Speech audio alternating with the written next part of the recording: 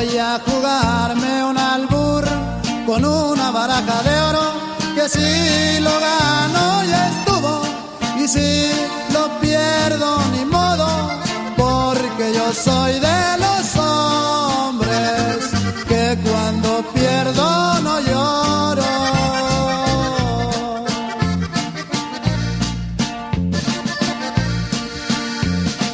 Las mujeres son barajas que hay que saber barajear para saber cuál es la tuya, es la que vas a apostar, no ya después de perdido quieras volver a jugar.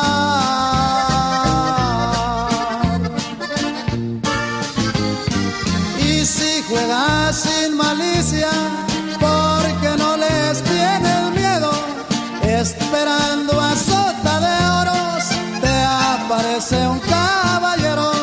Dispense mi buen amigo, es que yo llegué primero.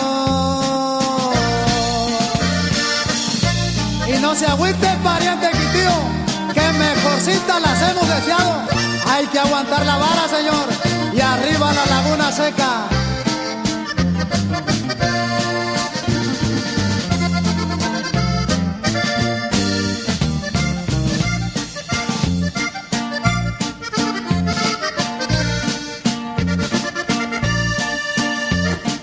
El que no lo quiera creer, que le entre a los Pantera, pierde dinero y mujer, y hasta la portamoneda a veces llega a su casa con la camisa de fuera.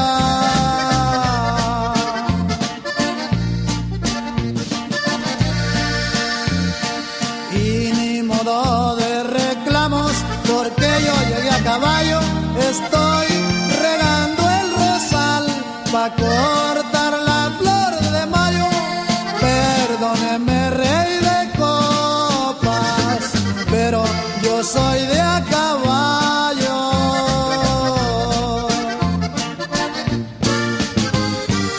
Y si juegas sin malicia, porque no les tienes miedo, esperando a sota de oros, te aparece un caballero. Dispense mi buen amigo, es que yo llegué primero.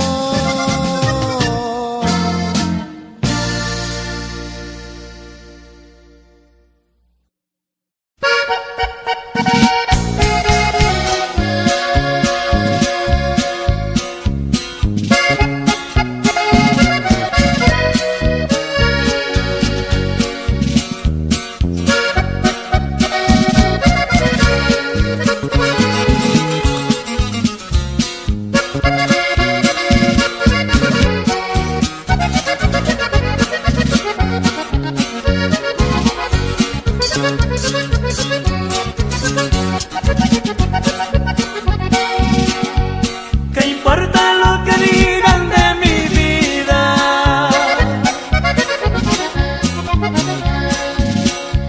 La quiero mientras Dios me lo conceda.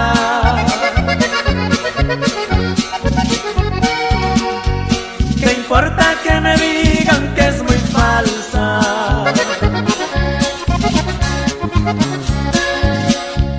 La quise y la quiero todavía.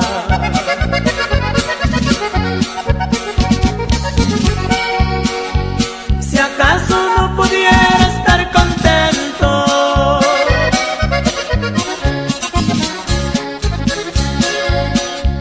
allá donde se encuentran tus queridos,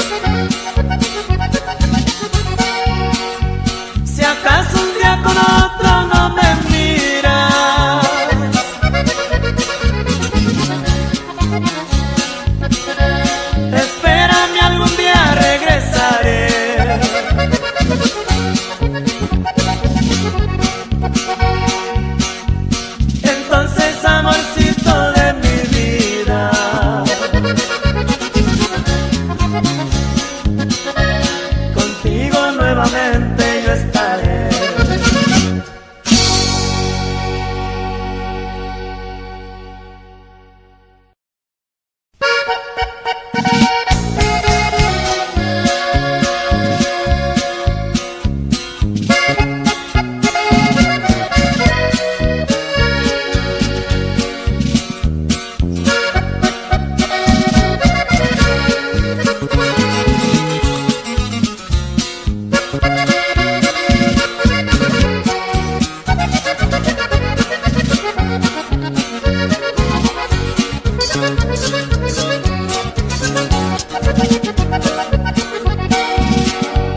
¿Qué importa lo que digan de mi vida?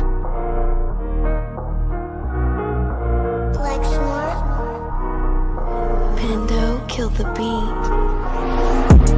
I don't know who, somebody need to hear this. Y'all don't speak Hebrew, that's Yiddish. How the fuck you try to label us anti-Semitic? We the Israelites, blacks, native Hispanics. The Germans getting locked up for the Holocaust. Meanwhile, black people still up in the Holocaust. 100 million of us died in the transatlantic. 6 million died, y'all want the world to never forget it. You can never be a Jew, you a Ashkenaz. This ain't a star dum-dum, a gun down or die. Yeah, Yeezy told the truth and got ostracized. Not one person in the Bible had on a yarmulke. We was slaves in America like we was in Egypt. Y'all don't even fit the curses in the Torah neither. Y'all was blind to the truth, I had to make it clear. How Jerusalem, your land, your people came from Europe. That was 1947, your menorah got 9 sticks, it's really only 7. Yeah, it's us against the world, Armageddon. This what happened when you inherit lies from your ancestors. Y'all the synagogue of Satan with them black hats. Your whole nation sitting ducks, Aflacs. Bunch of thieves and culture vultures, ain't nothing kosher. To tell the truth, you vagabonds don't have a culture. Macedonia, Alexander and Philip, you a convert, so tell me, how the fuck is you Israel? That don't make you the people just cause you litter. Why my people can't hate your people like y'all hate Hitler? All the prophets was black and was called nigga. Y'all don't even fit the description that's in the scriptures. Abraham, all the way down to Jacob, we the real Jews. Y'all don't study Christ, y'all follow the Talmud. Keep it real, yeah, let's keep it real. Cold hard truth, it give you chills. Say y'all Jewish cause y'all ain't really them. About to do them like Hammond, this the Feast of Purim. UBK undefeated, this an easy win. We was born fighting, y'all the evil twin. Jacob took hold of his heel, then out came his little red bastard and they kosher deals. It's only 12 tribes, y'all trying to make it 13. Esau despised his birthright, the Lord cursed him. He ain't the devil, who is? I'm still searching. Ask your rabbi why he get them babies herpes. I don't know what's worse, that or you claiming that you a Maccabee. I'm about to cancel, everybody try to cancel ye. I ain't afraid to speak, that's what I do. They riding to the core, I'm just judging them by their fruit. Cause they ain't suffering curses. If I was carnal, I promise I'd punch you in person. I know this an uncomfortable subject. They making millions off our culture and black people suffering from it. Yeah, they don't believe in Christ, they the Antichrist. Make a living off of niggas, they a parasite. I ain't afraid to tell the truth, niggas terrified. I'm about to go DEFCON 4, I ain't satisfied. That is proof. That is absolute proof that they know we are the real Jews. That's absolute proof. Now he got the records. Go find me a white Jew on any archaeology in Egypt anywhere. You will never find a piece of archaeology with white people as slaves in Egypt. So don't tell me that they were slaves and it's their identity, and they know it. And I know the blasphemy of them, which they are too. They are not. The Lord knows the blasphemy of you so-called white people that say you are Jews and you are not Jews. You are not the people of the law. You are not God's chosen people. God's chosen people are living in the ghettos of America. God's chosen people are in poverty and depression in the streets of America. God's chosen people are walking around in America with no identity. That's where God's chosen people are.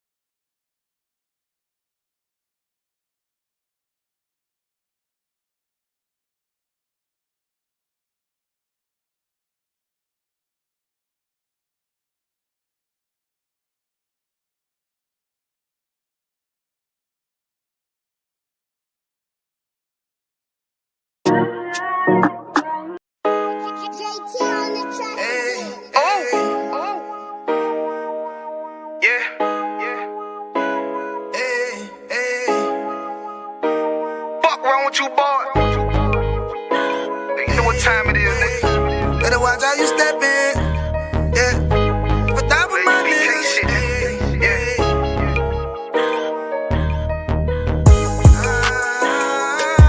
I'm in you.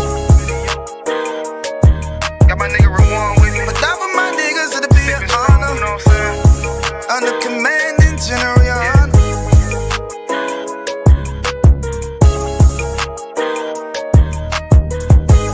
That for my niggas to the be an honor and a blessing.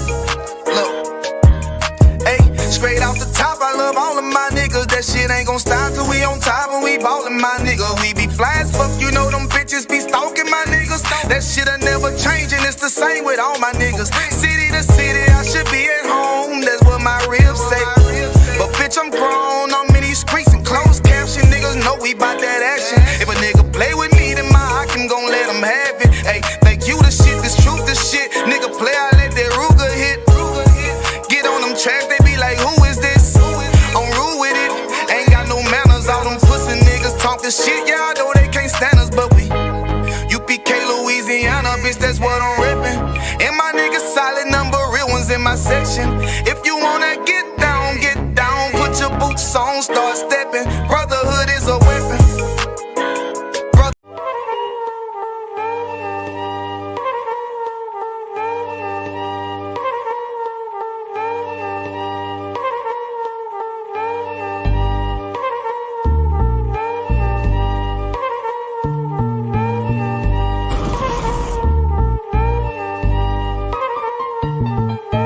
Negros, indios nativos, somos los verdaderos israelitas. ¿Esto dónde lo dice, según esto dice en la Biblia. To show that Puerto Ricans love America, but that ain't reality. These attacks was planned beforehand. Only white cops were assigned. Then our only recourse is to defend ourselves. We tried to move people onto the sidewalk, but the police were all out for blood. Another series of protests was staged by thousands of students, parents, and the Brown Berets. In June 1968, the group that had become known as the East LA 13 was released on bail. Demonstrate to our people and we deserve better and that we could, get better. I don't think there's ever been a time when we need more of the spirit of the young lords than today. I guess we had no fear.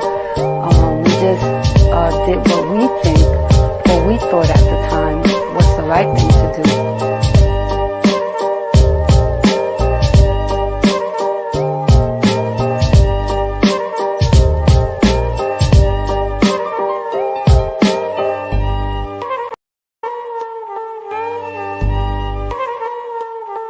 National captain of the Black Panther Party. They are making it their business to process arresting me and my wife, through a process of arresting numerous Panthers on the block.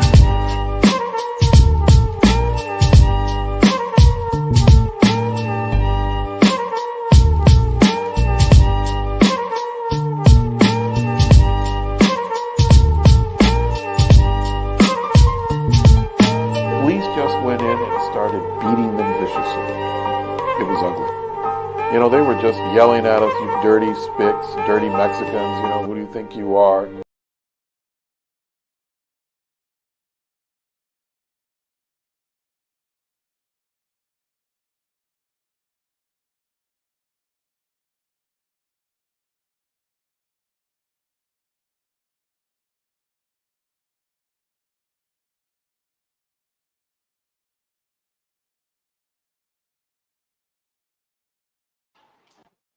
All right, we live.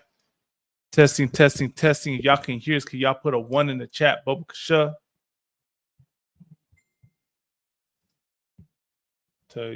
I see people watching. Y'all can put a 1 in the chat, AmeriKKKa.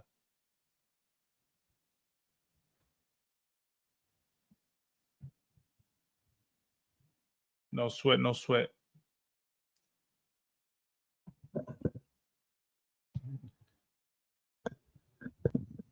Just want to make sure the sound is good.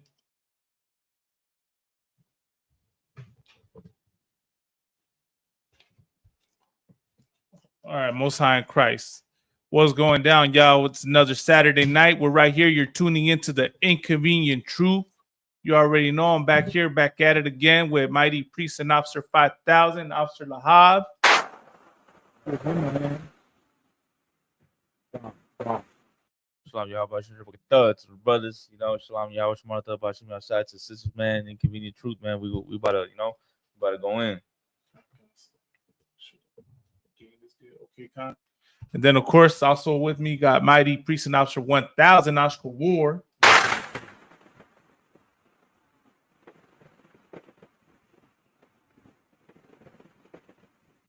Lord, I'll make sure I could hear it. Yeah, testing. And of course, Lord Allah, we'll have with us, you know, pretty soon, Priest and Officer 1000 Kamada. I myself and Priest and Officer 1000 Malakma. Of course, we're tuning live out of occupied territory, Sur Califas, Los Angeles, you know, formerly known as Mexico. With everything going on, man, I just gotta, you know, before we get into these topics, sir, I just got a question, man. How is Israel a servant? Is Israel a homeborn slave? Is that what we witnessed yesterday, Adawan? All right, man. You know what I mean? People, you know, our people, you know, Hispanics, we're gonna speak on Mexicans and in specific, straight sellout, man. Right. Sellout, traitor, you know, you name it. A lot of our people are just, you know, with everything going on, you know, with the ICE raids, deportation, you know, you got the alligator Alcatraz, which we're gonna talk about later on. You would think that our people would wake up, you know, would wake up and have some, you know, sympathy for our people. Right. Nah, man, still don't get it. Still with the whole thing of it's the 4th of July. You know, those people, they should have came here legally. They should have done it the right way. You know, they're not American, but we are American, so we should celebrate. We should, you know, it's our right to celebrate. And they have no care for anything that's going on with our people. Right. You know what I mean? And like I'm saying, like how you see what's going on the news with families being separated, kids being separated, you know what I mean? And they still do not care. That's wild, man. Like it's crazy, you know. Like I just, if I could share, or still like you, sir. Like I know you want to say your piece, you know. Oh no, I mean, I'll just say this, man. Like even if you do it, and it's just like, oh, you know, we're just getting together for the family's sake because it's fun, because the fireworks. Listen, you got to have more integrity than that, because that's not even integrity. You need to have integrity because white people despise you. They have no empathy for you. That's what you need to understand. They do not care about you. You understand? So you should not care about them. You should not care about this day that has to do with their freedom from oppression. That's why they call it, you know, the Day of Independence or whatever, because that's when they got freedom from their oppressor. And when they were celebrating that, guess what? Hispanics were in slavery under Spaniards. Black people were in chains. Native Indians were buried underneath American soil. And today we celebrate it. It just shows, like, you know, we're still in that slave mentality. That was it. Con. Yeah, and that's crazy because, you know, the arguments and the pushback, man, the post I made, you know, I was asking simply the Raza if they was gonna celebrate the 4th of July. And just so many, like I saw Raza out there yesterday, of course, celebrate. It's just, how do I say? I don't want to. Well, I'll say I'm disappointed. I'm highly disappointed in our people that you cannot give up, you know, fireworks and, you know, the red, white, and blue for the suffering of your, you know, to take a stand against the suffering of your people, man. And I understand a lot of y'all were raised Christian, you know, the Christian church teaches you to be a good slave, teaches you to, you know, literally turn the other cheek when you get slapped in the face. So, of course, I can't, you know, like, I can understand. But at some point, right, there is a sign of hope because a lot of Raza did take a stand. A lot of Raza did say they weren't going to celebrate the 4th of July. They were going to boycott it. And to see the people pushing the boycott, it says a lot, man. We got a lot of work to do, you know what I mean? But we're going to do the work. We're going to do the work. We're going to push this truth. Our Raza is going to wake up, and Christ is going to return one day. And when Christ returns, best believe you gringos got something special coming to y'all. You know what I mean? Right. The Lord got something special for y'all, for all the evil and the arrogance and the pride. There's a reason why the Bible says the pride of thine heart hath deceived thee, because y'all some prideful bastards. You know what I mean? Prideful and arrogant. Y'all really believe y'all can't be touched. Y'all really believe it, but no sweat. You know what I mean? Right. Malama, real quick. So real quick. So Malama, I don't know if you can post your own video like the one you posted. I'll post it. So the brother posted a video asking a question, right? Who's going to celebrate the 4th of July? And so what I want to do, I want to go through some of these comments. You know, some of the comments that Hispanics were saying. So one cat said, "I'm Raza. I'm celebrating this country is a blessing." That's one. Another one. "I was born in Mexico. Came here at the age of 6 with my passport. At the age of 18, I became naturalized. So yeah, I'm pretty much all American. And guess what? I'm still Mexican, and I'm an American, and I will be celebrating the 4th of July." Let me get one more. Let me see. "If you're not happy here, you can always leave, but you won't." Let me see. Let me get one more.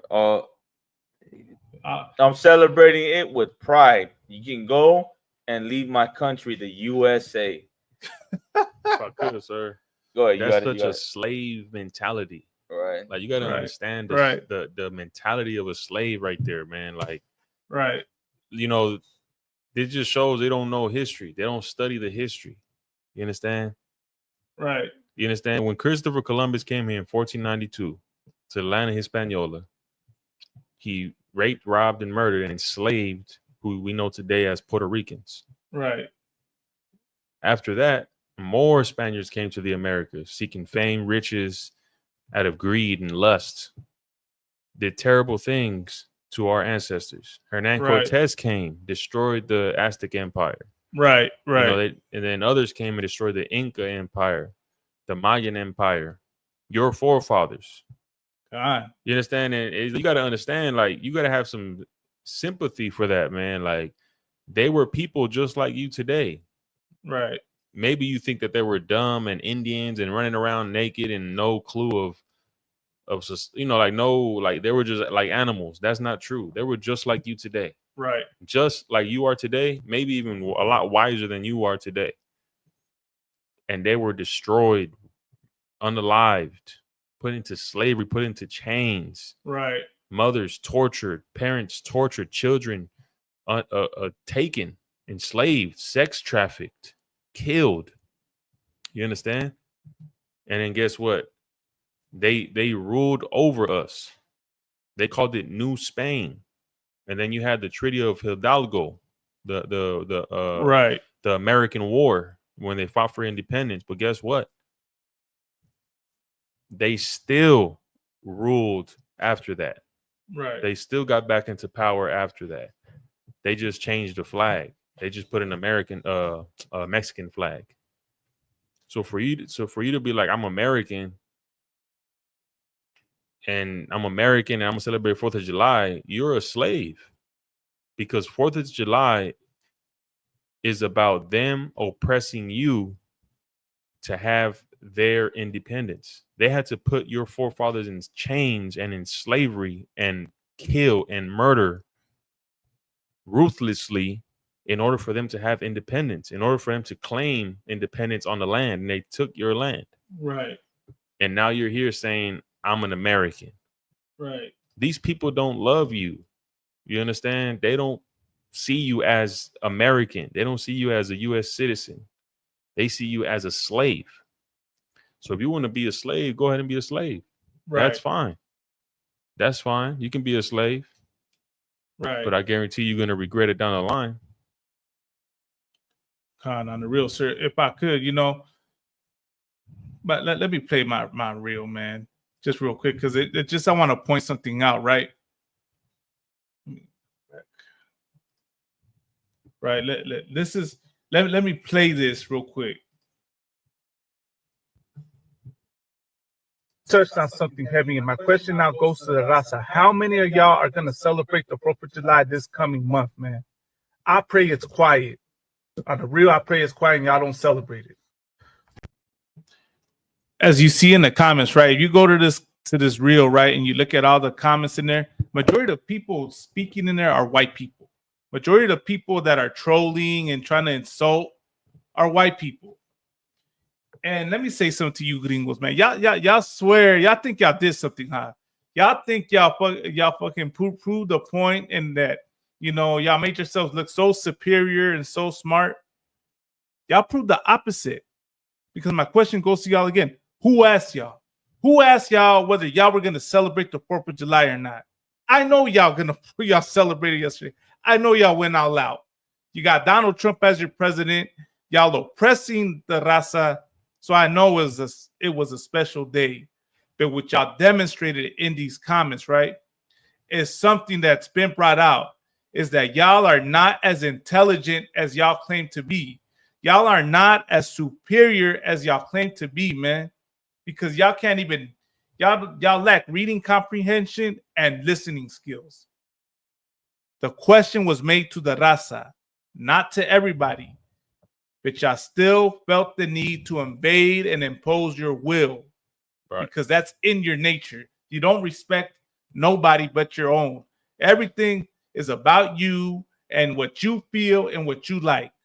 But the world does not revolve around you, Isa. The world does not revolve around you, gringo. And the point was for my people to wake up and stop partaking in this American holiday. It is not our culture, man.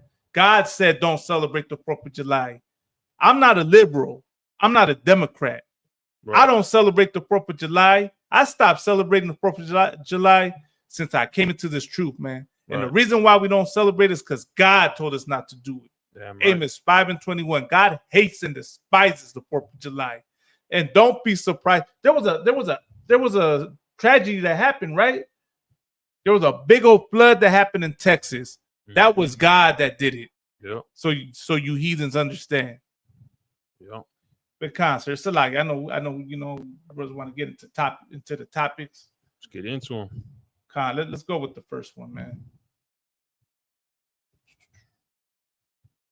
This is how dumb we look celebrating the 4th of July. Well, y'all was out there, you know, bragging about you was going to celebrate. This is what happened to your people.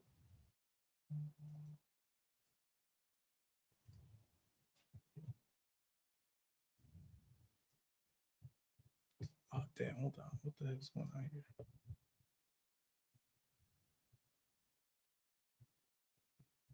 The Home Depot. Let's see if I can.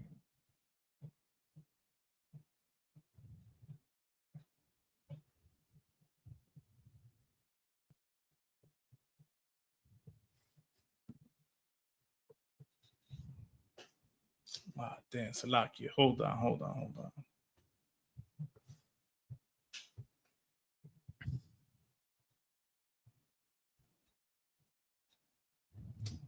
Damn, hold on. While y'all was out there celebrating, you know, the 4th of July, the Home Depot was raided yesterday. You know what I mean? ICE went and raided the Home Depot. Right. You know what I mean? Is that what we're going to get into right now? Concert. That was the first story I wanted to get into. Let me find it. I got it. It's on the list, right? Yeah, it's on the list, but I just want to read it.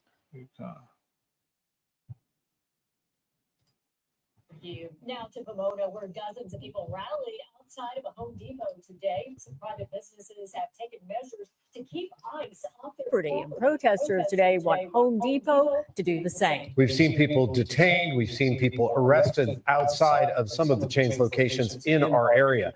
NBC4's Macy Jenkins has more.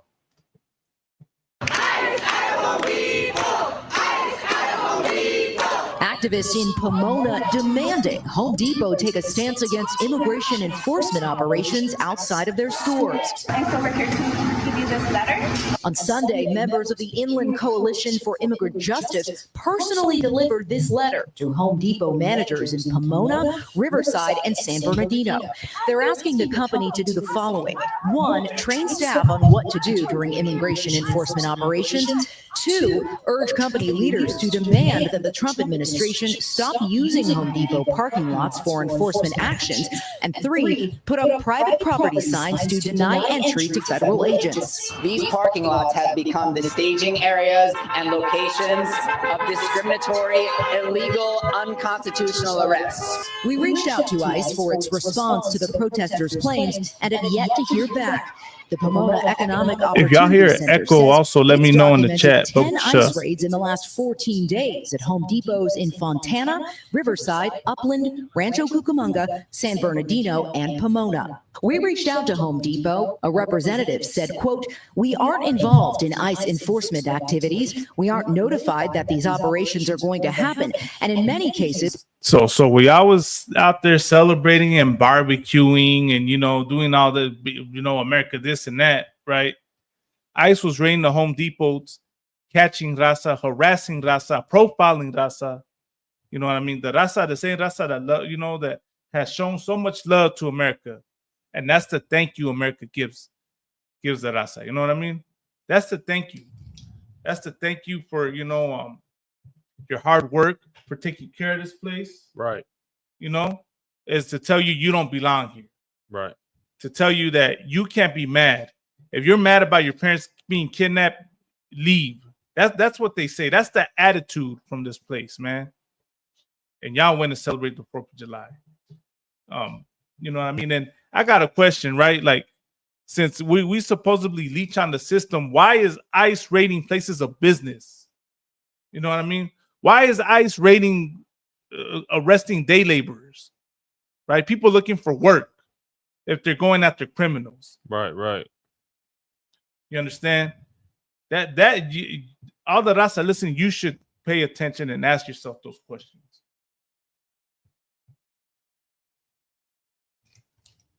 So, Khan, that was, you know, the first part, right? That's what went on yesterday, man. You know, we look foolish celebrating this holiday, man. We look foolish when all this is happening to us. No one is trying to take away from you your day off and your time with your family and you know, to be able to barbecue, but to celebrate a holiday that's commemorating the country that is oppressing your people, man, that's treating it like that's terrorizing your community. We look foolish.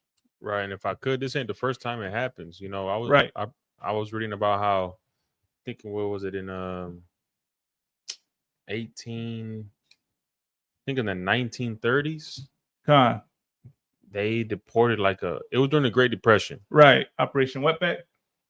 Was that Operation Wetback? Where they deported millions, like 2 million Hispanics? I mean, they might have in the 30s. It was during the Great Depression. Yeah, Operation Wetback. So they deported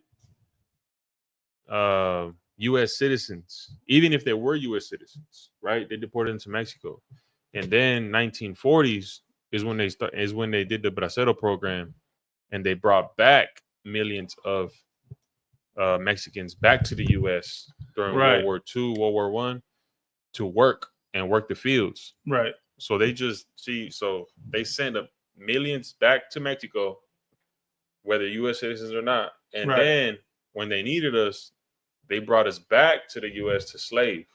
Good, nice. And we were not paid, or we were underpaid. You know, they did that recently, right? Yeah, that's what I'm saying. Like, it's they've done it before. It's not anything new. You know when they did that though? During the fires. During the fires, they brought immigrants. Right. Or not immigrants, like they brought Hispanics from Mexico. Firefighters, right? Yeah, Mexican firefighters over here to help with the fires. And then, of course, once the fires are done, go right back to what? Oh, you know, they're here illegally. You know, we got to deport them. You know, all that BS that they say. Right. But, you know, they only use us when they need us. And you know what? They need us. They ain't going to be able to, like, function without us. Right, sir. You know what I'm saying? Like, imagine if those Hispanics, those Mexicans didn't come. What would have happened? How long would those fires have lasted had they not had it came through? Right. Go ahead, Malama. No, go ahead, sir. If I could, man, it's just like Pharaoh. Pharaoh didn't want to let go of the Israelites. You know, he didn't want to let us go because we made excellent slaves because we're amazing people like that. Right. I'm not saying we're like only slaves, but we're just amazing. We're amazing people. You understand? And he didn't want to let us go. Same thing with the U.S. They don't want us here. but they want to benefit from us. At the Supreme Court, where And that's what we got to realize. We got to realize America is not great because white people are amazing and they've achieved great things. And this, no, Right. they're great because they have slaves. Right. Not just any slaves. The best. They have got the God's chosen people as slaves. Right. If I You could, understand? sir. Come on. America is great because it's like you just said, Salakia. It's got so-called blacks, Hispanics, and Native Americans in captivity as its slave, as its, that's why. That's the only reason why they've been great. They were able to win because they know how to lie and trick, right? And what is it? And manipulate. Right. Ain't got nothing to do with superior technology. That's all a lie, man. A lot of the technology you see today, it wasn't them that invented it. Right, the color TV was invented by a Mexican. The cell phone was invented by a Brazilian man. The traffic light was invented. What is it? The stoplight was invented by a black man. Like you're gonna find out as you research and dig deeper in things that the people responsible are Israelites, not the white man. The white man stole a lot of these inventions and stole the credit. And push the lie that they're superior and this and that and that we need them. No, it's not that we need them. They need us. Right. And that's the truth, man.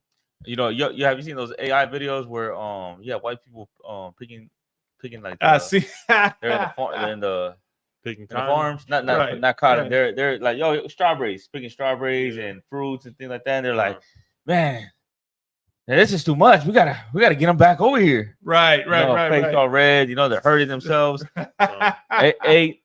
Not a single one of them is gonna do that. Right. You know what I'm saying? Like, because Hispanics, man, we make it look easy. I wouldn't do it. I could not do it. I know. I'll give it a shot. Yeah.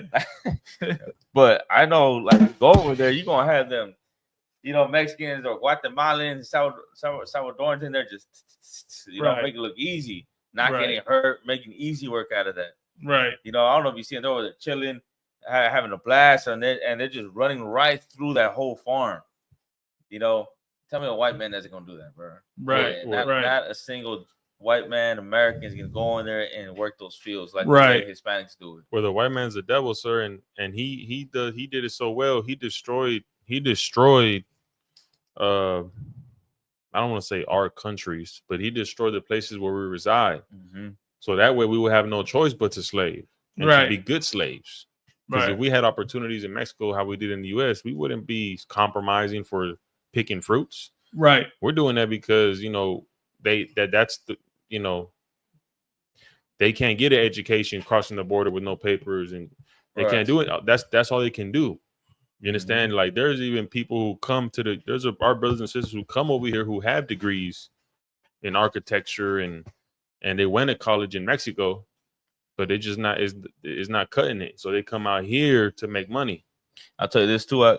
There's a lot of Hispanics that work those fields and still go to school. Yeah. Going to school, going to college, and still work another job on the side of that. Straight hustling.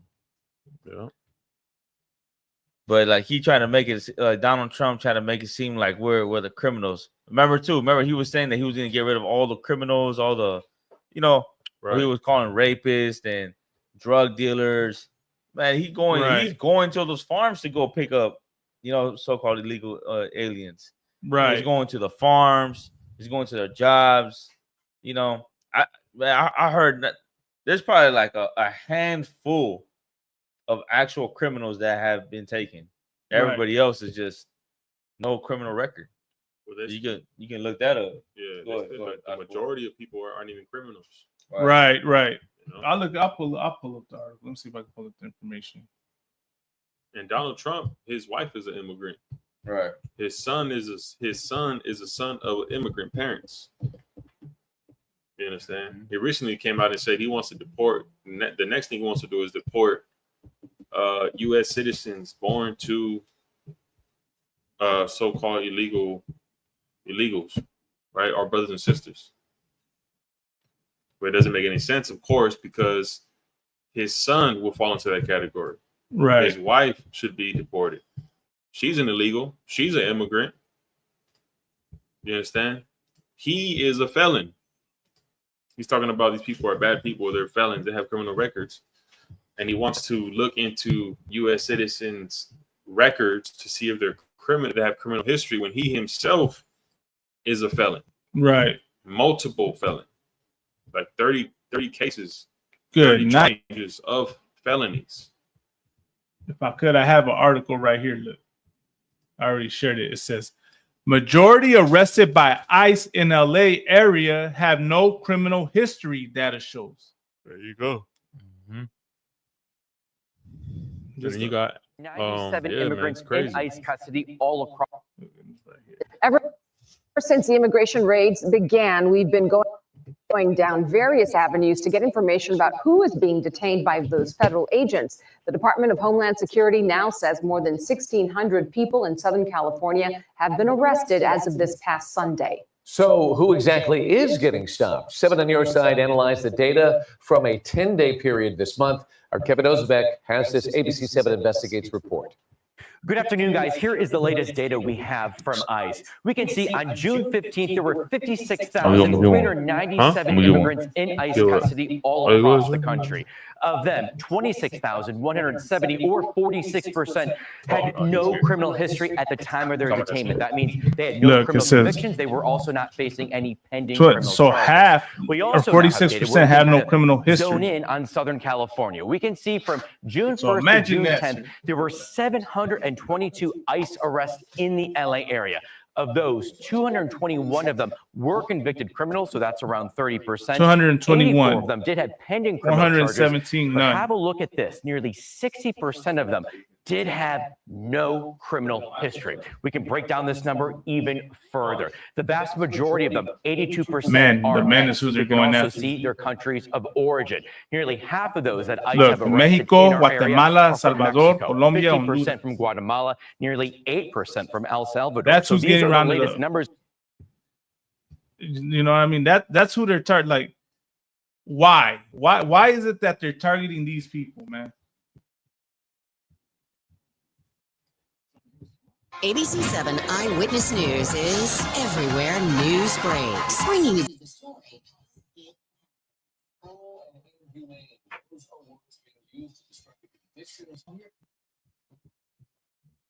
So that was right there, you know.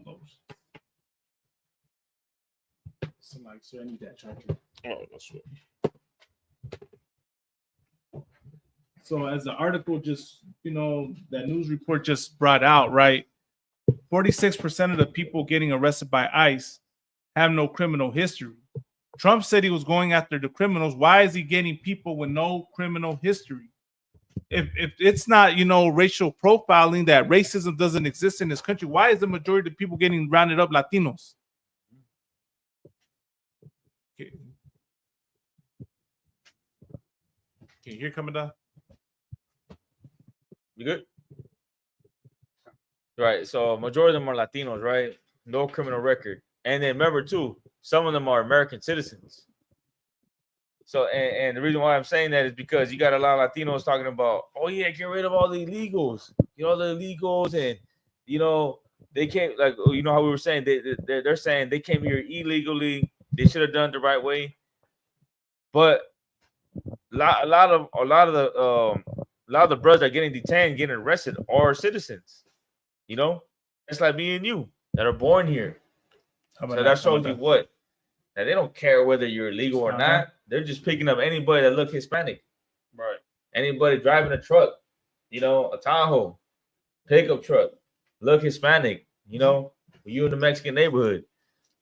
They're grabbing you, you know, and putting you in a car. And then they're finding out later on, like, oh, you're a citizen.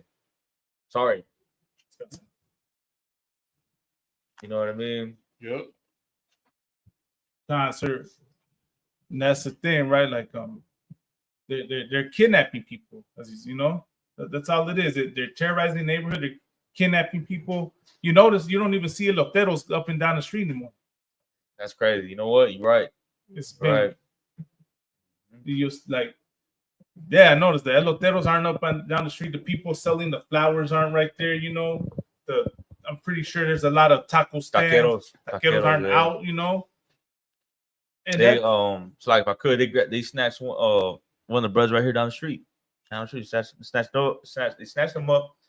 And what was sad, man, is like passing by and seeing the taqueros, like the stand right there. Like you see the grill, you see the tent, but the brother's not there.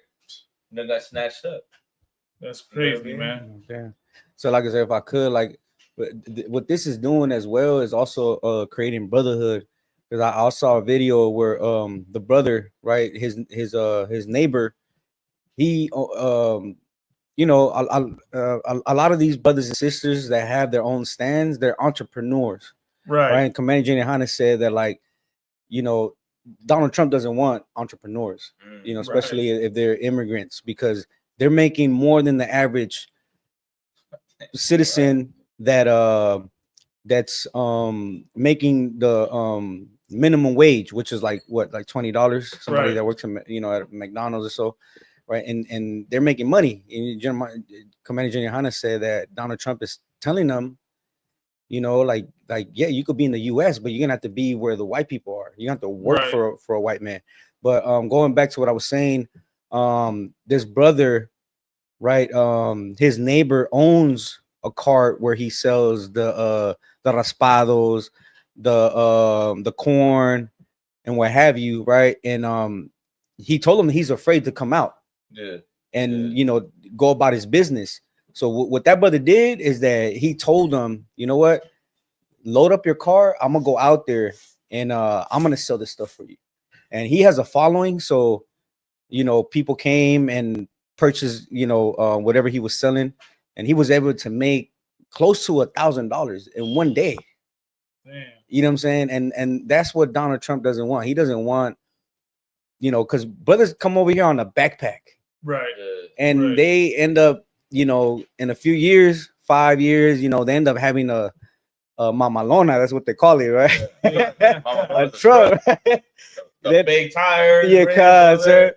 All of that. They hate that, man. They hate that because that's the spirit of the Lord. Like, what that reminds me of is that scripture where it breaks down the throne of the Lord, right? With the base. You know what? It's crazy that you say that. Like, I never thought about that. I never knew that them cats is making $1,000 a day, or at least close to it. Sir. But it's real. I'm gonna get right back. Go to you. ahead, sir. But imagine, like, that's a hustle though. That Yes. ain't no walk in the park and just go out there, whether you're selling tacos or selling fruit or you're just selling things. Right. It's not a walk in the park. You out there in the hot, you in the heat. You're Yeah, standing there, on sir. the street. Right. And the thing is that they're not tripping though. They're just right there. They're like, fuck, it's just another day of work. Right. And he's mad at that because that's the way we are. Right. And on the other hand, you have some Ishkrite or some Zebronite Mexican Central American out there hustling. Right across the street from that, there's some devil cracked out begging for money. Right. Some devil right there, poor as hell, can't get a job, smells like garbage, and asking you for $1 or $2. While the other Ishkrite Zebronite out there hustling. Right. You know what I mean? You don't have the opportunity them devils have. Okay. You can't get that good job. But at the same time, he makes his tacos, sells his fruits, and makes $1,000. And that devil, Donald Trump, can't stand the fact that we can make that happen. Right. But go ahead, Slack. Yeah, sir. And another thing I wanted to point out too, right? Because I know y'all brothers went to the Dodger protest. Right. And my slavery, one of my slaveries, that there's a brother that is directing the traffic, and I was talking to him, and he works for Dodger Stadium, and he works for the maintenance crew. Those are the brothers that clean the stadium up. And he was telling me that the reason why the Dodgers, no, not the Dodgers, the management at the Dodger Stadium does not allow ICE or the bounty hunters or anybody that's looking for illegals, is because he told me that the whole maintenance crew don't have papers. They don't have papers. So the Dodgers are benefiting, what Malakma was saying earlier, right? Like I was listening to y'all on my way over here, but what Malakma was saying about the not paying them. You just said that like 5 minutes Oh, ago. that was Officer Lahab. Oh, Officer Lahab, right? Like, you know, I think Officer Oscar Ward also mentioned it. They're like, it just happened with the firefighters, right? It's the same thing. You know, these brothers, you know, I'm pretty sure they're busting their backs, making that stadium look presentable for the next game. Right. You know what I'm saying? And that takes a lot. That's a big stadium. You know how we are. We drank, you know, like crazy. And you know, we leave everything behind. And these brothers are the ones, these brothers and sisters, they told me the sisters as well. But the Dodgers are benefiting out of from illegal immigrants, paying them, you know, low wages and paying them, you know, they say, America says that, you know, we want to take you know, illegals are taking their jobs, right? But why doesn't the Dodger Stadium hire, you know, citizens to work those jobs, to clean the stadium? And you know, they'll hire them. He told me they'll hire them to sell beer, to, you know, to sell like you know, merchandise and things like that. But to clean the stadium, you know, they're always gonna have a maintenance crew that gets paid, you know, I think like $8 an hour. That's crazy. You can only imagine how dirty those bathrooms are after a game. Oh my God, sir. Like, anybody will Right. Damn. Yeah, sir. Disgusting. And then too, like, man, that's a shady job. Like, you know, to Yeah. us, that's a messed up job. But they're gonna go there on time, do their full 8 hours. Right. You know, get the job done. That bathroom is gonna look clean after they're, you know, Sir. after they're Right. done. They ain't calling out. They ain't gonna call out as like a loyal worker. And I'm sure they're working more than 8 hours for the regular pay. Right. They're not even getting paid overtime. So like, if I could, I don't know if y'all watched the scripture breakdown with Captain Mashak Mayum on Wednesday. I think we was talking about earlier, sir. Right, he was breaking down the tribes, right, and I forgot how he said it, but you know, the blessings is also what is it?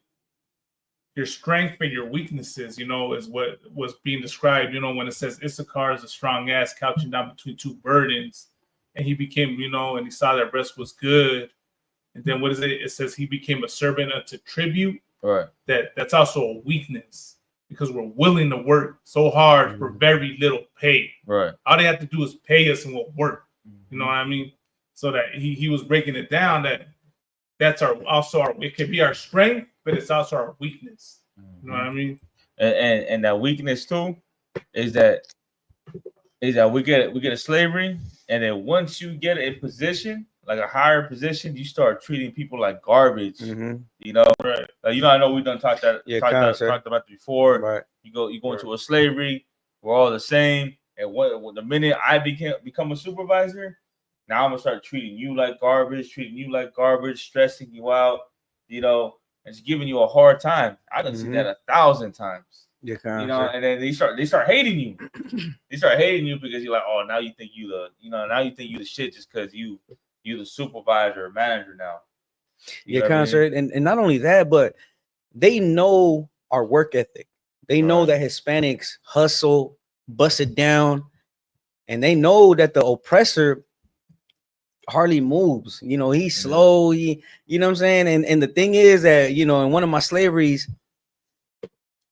like the Hispanics always gotta be busting it down.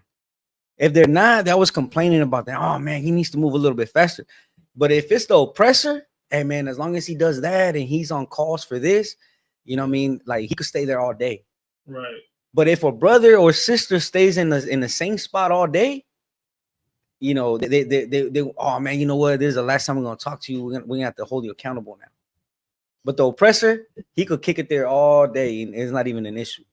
Right. You know, that's if I could, I seen it with my own eyes. You know what I mean? Like in my slavery when they were doing a remodel, right? All the Raza right there, they're working hard, man. There was an Edomite that was in the construction crew. That Edomite could not hang, man. That dude was working slow, taking his time.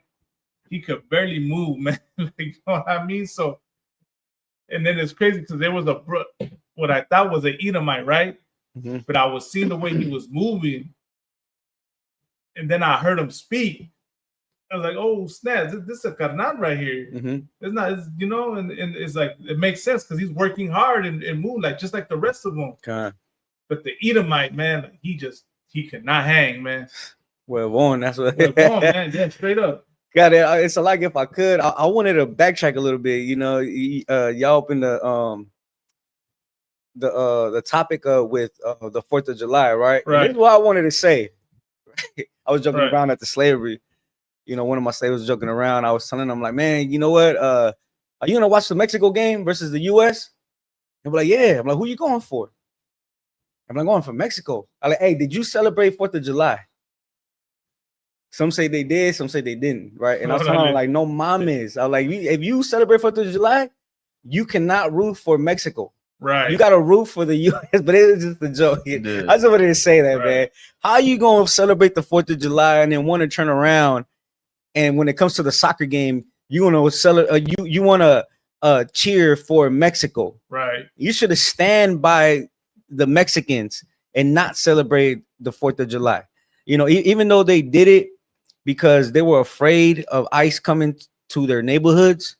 A lot of, what was it, like a few counties, right? Or is it counties or cities? Yeah, cities. Stand down on celebrating 4th of July, right? And Lord allow they continue to do it year after year. Not just because, ICE, they're afraid of ICE coming to their neighborhoods, but Lord allow they do it in remembrance of the way America despises them. You know what I'm saying? And but that's one thing I was telling them. I'm like, hey, you know what? You celebrated 4th of July, you cannot cheer for Mexico, man. And another thing too, I think yesterday they deported Chavez Jr. You hear about this? What? Did y'all talk about that? Nah, we haven't talked about that yet.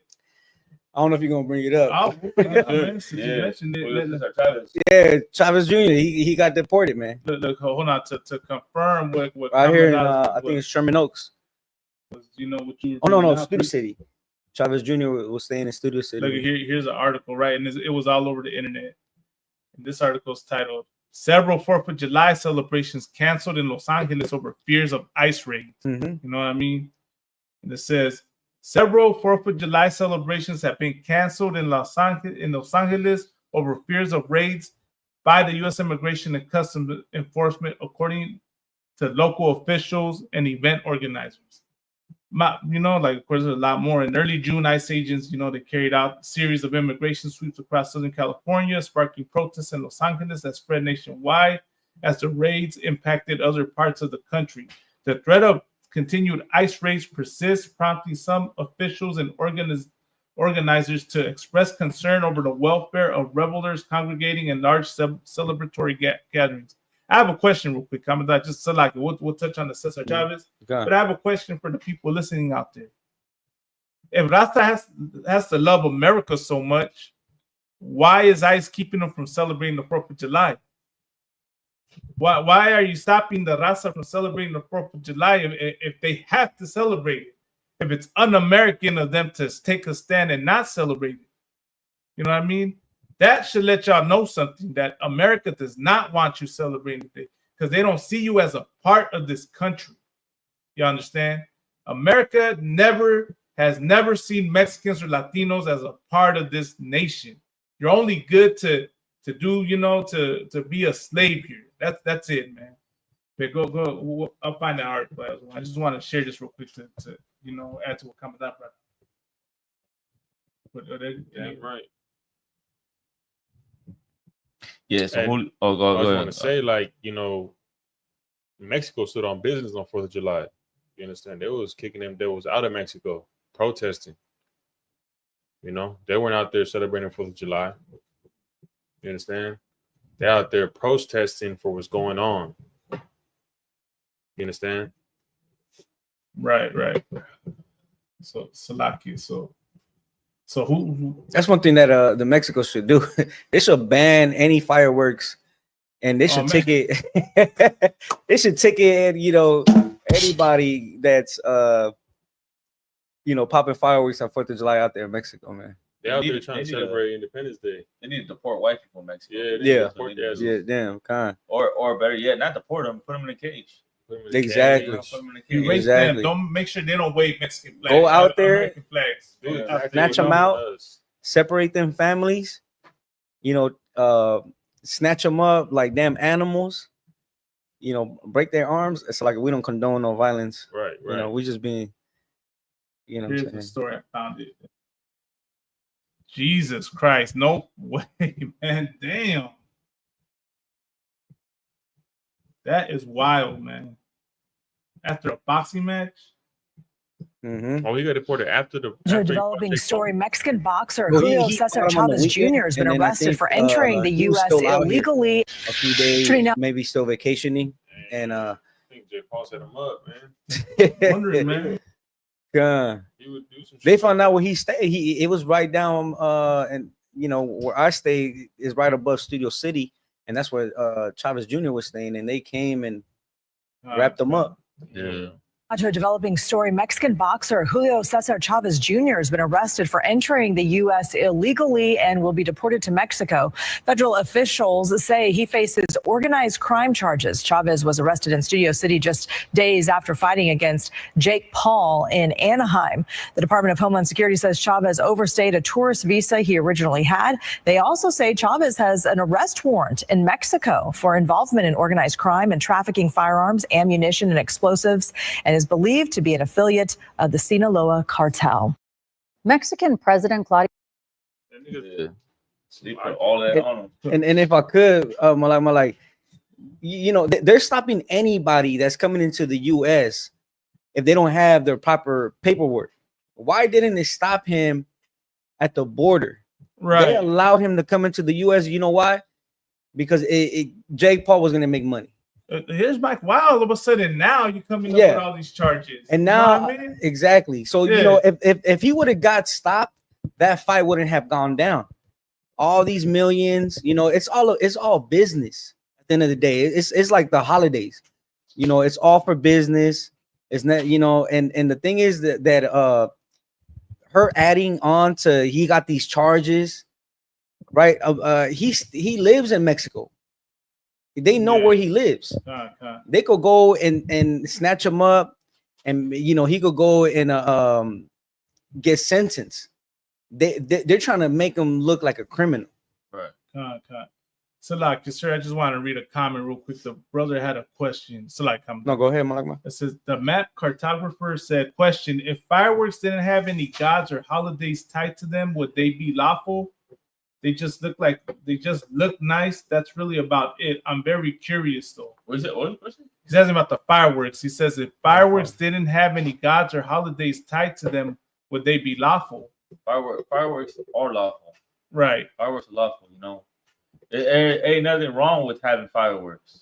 Right. But the issue is when you celebrate or you serve another god. So like the 4th of July, those fireworks celebration of America, the freedom of America. Mm-hmm. So if you celebrate the 4th of July, that's a sin against the Lord. The 4th of July, or I think Chinese have some type of gods or something like that, and they use fireworks. But let's say tomorrow or next week, you decide to blow a firework. There ain't no sin to blow a firework next week or a month after that. Ain't nothing wrong with it. It's just the celebration of another god. That's where the sin is at. And if I could, also New Year's. Right. Oh, there you go. If you, lighting up fireworks for 4th of July, New Year's, also the Chinese year, you could stand down on that. And then Officer Lahab said, the scripture says, where there's no law, there's no sin. Or it is not unlawful to light up some fireworks, but don't do it on the days that America is lighting up fireworks for their pagan days. Right. And don't hold the firework in your hand either. Right. Don't y'all seen the videos, the pictures out there of that brother 4 Extra, man. Lord be with him. Not a few months, was it months ago or a year ago when the Dodgers won? You saw that one. Was it a brother that blew his hand off as well because he lit an M80 or something like that? Yeah. Oh yeah. And Now, it you know what? it was all over the internet, all the different angles, man. If I could, like that happened to my uncle. Híjole, His man. his fingers went back. Like, Damn. you know. Yeah. I mean, that's the Lord telling you Lord, not to partake in exactly. any of that, man. You know, and you know, like I said, Lord be with the brothers, man. But yeah, man, definitely don't. Yeah, kind of. So like, Lord allow they take it as a sign that yeah, don't ever do that again. Stop. Be careful playing with M80s and all them high explosives. Good night, man. I'm curious, sir. I would like to pull the stats of all the injuries that occurred yesterday. No, and also that home that burned down. I think. In, we got it. We gonna. Oh, pull that okay. up too. Okay, Yeah, no sweat man. for sure. You know, but it's crazy, right? Sister said it's not worth it. You know. Right. Oh, you said something heavy on coming down. You were talking about that. Your coworker said half of them said they weren't going to celebrate the 4th of July, or some of them said that they weren't going to celebrate the 4th of July. No, I said some. No, I asked them, who you going for the Mexico game on the soccer game, right? Because it's the finals is Mexico versus US, right? And some of them they say that they didn't celebrate 4th of July, but some of them they did. But some of them didn't. Yeah, some of them didn't. That's heavy too, because that's unheard of. Yeah, like, usually everybody celebrate the 4th of July. Yeah. Like, a couple years back, before all the ice raids, you tell someone not to celebrate the 4th of July, they look at you like crazy. Like, what do you mean I ain't gonna celebrate the 4th of July? With all this going on, the ice raids and Donald Trump, some people are like, you know what? No, we're gonna stand down from the 4th of July. Yeah, so especially one brother. I asked him, and then that's what he said. He's like, nah, I ain't celebrate 4th. He's like, I didn't celebrate 4th of July, especially not what was going on. That's what he told me. Other ones just say that they don't celebrate 4th of July either because they were working, or what have you. And then some of them did. Right. But I could just see it in their face when I told them, but who you going for on the soccer game? And be like, oh, Mexico. Did you celebrate 4th of July? And they were like, yeah. I'm like, bro, you cannot go for Mexico no more. And they looked at me like oh shit. Right. Yeah. Like, damn, you got me. That's how they looked at me. With the shame. God. Yes. I tell them, nah, I'm just joking, but you could go for anybody you want. But just to let you know, like, that ain't cool. God. I mean, it doesn't make any sense. Real quick, just before we move on to this, like, how in the hell you gonna go for Mexico and then go, and go for America at the same time? What are you gonna do when they play each other? Like, what side are you gonna pick? Exactly. Whoever wins. Whoever wins, huh? Yeah, it's just wow. Just disloyal. You know what I mean? Disloyal. God, but okay. We can start with this one. So, I mean, it all ties in. You see, the Julio Cesar Chavez got deported, got set up. Yeah. I'm pretty sure, like, those are all alleged. All the charges on them. Mm-hmm. I don't know if people got the evidence on it. The ICE raided Home Depots yesterday. Mm-hmm. What else we have happened yesterday? We're about to pull up more things. It really, like, a boat burned down. Damn. Okay. Just yeah. Like how we I think look. One person died. How we look celebrating this day, man. So let me. Here's another reason why you shouldn't celebrate the 4th of July, man. Let me go to This is the main reason why you should not. Well, one of the main reasons why you should not celebrate the 4th of July. Trump is trying to end birthright citizenship. Mm-hmm. You know what I mean? He's trying to end birthright citizenship. He passed a big, beautiful bill. I think he also wants to go after what's he wants? He wants to start a denaturalization process as well, right? That's the other thing he wants to do. Like, who do you think that's aimed at? To the people, who do you think the denaturalization is aimed at? Who do you think the ending of the birthright citizenship is aimed at, man? Right. That's towards us. I know Mongolos and East Indians and Arabs are not worried about it because it's not aimed towards them. Right. Let me share the article. This has happened just recently, man, and we're gonna celebrate the 4th tonight. Where the justices have just ruled President Donald Trump can move forward with implementing the end of birthright citizenship. Hello, everyone. Thanks for joining us here at noon. I am Brooke Hash. The decision was a 6-3 split along ideological lines. The justices focusing on whether district courts had the power to stop that executive order from taking effect. ABC's Perry Russum is at the Supreme Court. In a monumental case before the Supreme Court, the justices ruling President Trump can move forward with implementing the end of birthright citizenship. The High Court today focusing on whether district courts have the ability to issue nationwide injunctions on Trump's executive order. The decision 6-3, split along ideological lines. Justice Amy Coney Barrett with the opinion of the court writing, universal injunctions likely exceed the equitable authority that Congress has given to federal courts.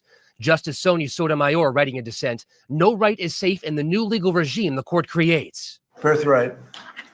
That's a big one. President Trump signing the controversial executive order on day one of his second term, limiting U.S. citizenship only to children born in the U.S. to lawful permanent residence, ending a right that's been guaranteed by the Constitution for more than 150 years. Federal judges in 3 states ruled the ban on birthright citizenship violates the Constitution's 14th Amendment, issuing nationwide injunctions, blocking it from going into effect. The Trump administration then making an emergency appeal to the Supreme Court. During oral arguments in May, the administration argued the federal judges overreached their authority. This was only about whether the district judge could enjoin the enforcement of that nationwide. What we'll now see is the actual question of what the 14th Amendment means, whether a president acting alone without Congress, without an amendment to the Constitution, can change our understanding of how we've implemented that for the last 150 years. Beyond this case, the decision could have wide-ranging effects on other acts.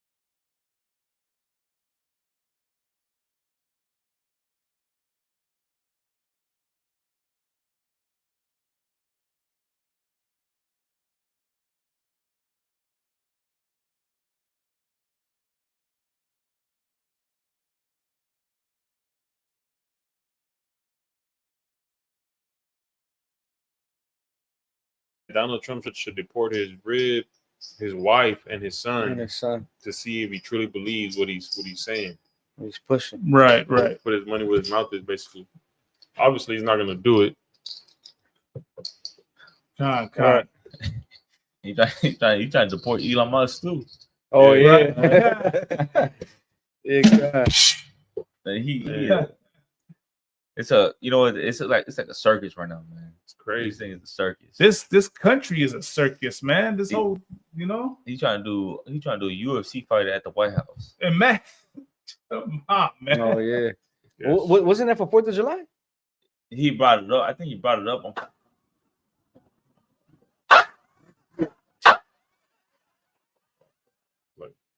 Like, I don't know, man. So they're gonna do a UFC fight right at the White House. They're talking about, like, I guess right in front on the grass, whatever. So, like, you know how, like, I would think that's like a security breach. But you bringing people into, right, into the White House. I don't know, man. I'm just saying this guy's an idiot, bro. Like, Camp Cesario made a post and he was saying how that actually comes from slavery. They would have people fight. So, I mean, I'm pretty sure that he's bold enough to have 2 Judites fighting. Yeah. It's right here. Watching them knock their teeth out. I swear, when I hear that stuff, when I hear Trump's like things, something I think is AI, but it's really not though. Yeah. You pray it's AI. I remember I heard him talking. I was like, you know what I'm saying? Malak, I was like, is this AI? Like, he's really saying this. Yeah. This is the president. Like, God damn. Like, this is what happens when you hire a felon. What did who Joe gets Muhammad caught. call him? Called him an idiot. He's the Man. biggest idiot in history. It's ridiculous, man. It's ridiculous. It's true. UFC fight. We're going to have a UFC fight. Think of this on the grounds of the White House. We have a lot of land there. We're going to build a little. We're not. Dana's going to do it. Dana's great, one of a kind. We're going to have a UFC fight, championship fight, full fight, like 20, 25,000 people. And we're going to do that as part of 250 also. We're going to have some incredible events, some professional events, some amateur events. But the UFC fight's going to be a big deal too. And we're going to have a UFC fight. We're going to have a UFC fight. Trump Think of is this on having the grounds he's of the trying White to make America white. That's, obviously that's what he's trying to do. And he's trying his hardest to do it as quick as possible. Right. Just trust me. I don't think people are going to vote him back into be a president again. They're going to try something new. So he's trying everything he can to make America white again. He's trying to go back to 1776. He gonna get them 8 years because right now all that deportation, that's what white folks like. Right. They like that deportation, us, all those Irish races that we hate, and we're like, damn, that's fucked up. Like, I can't believe they're doing this to our people. Right. And white folks are like, hell yeah, like, we need more of that. We need to see more of that. Right. Like, they get a kick off of that. Right. And I remember Commander Giano or Jim Mahon was saying, like, they feel safer. And when they see that happen, they feel more like relieved and safe. And you know what, sir? What I've been watching on social media, people that own like farms and that own like dairy farms, and they'll be like, man, I can't believe I voted for going bankrupt because they're workers, and they said I voted for him to shut the border, but I didn't vote for him to take my workers. And that's the one thing that these devils want Hispanics to work for them, right? For the low, right? Even though they hate them. Even at one of my slaveries, right? One of my slaveries, these devils will come to be like, oh, my housekeeper, she doesn't want to come. She doesn't want to come and clean my house no more because they're afraid to come out. And I tell them, I'll Uber you. I'll Uber you over here, and they just don't want to come out. Right. And that's the thing, that they only want them to do the grimy work. Right. They don't want them, to be out here and prosper and live good. They only want them to do the work that's at the bottom. Right. You know what I'm saying? Right. And pay them. I remember this one Jewish devil. She's like, oh, my maid, she's complaining. I'm already paying her $20 an hour. And I told her, like, pay her that.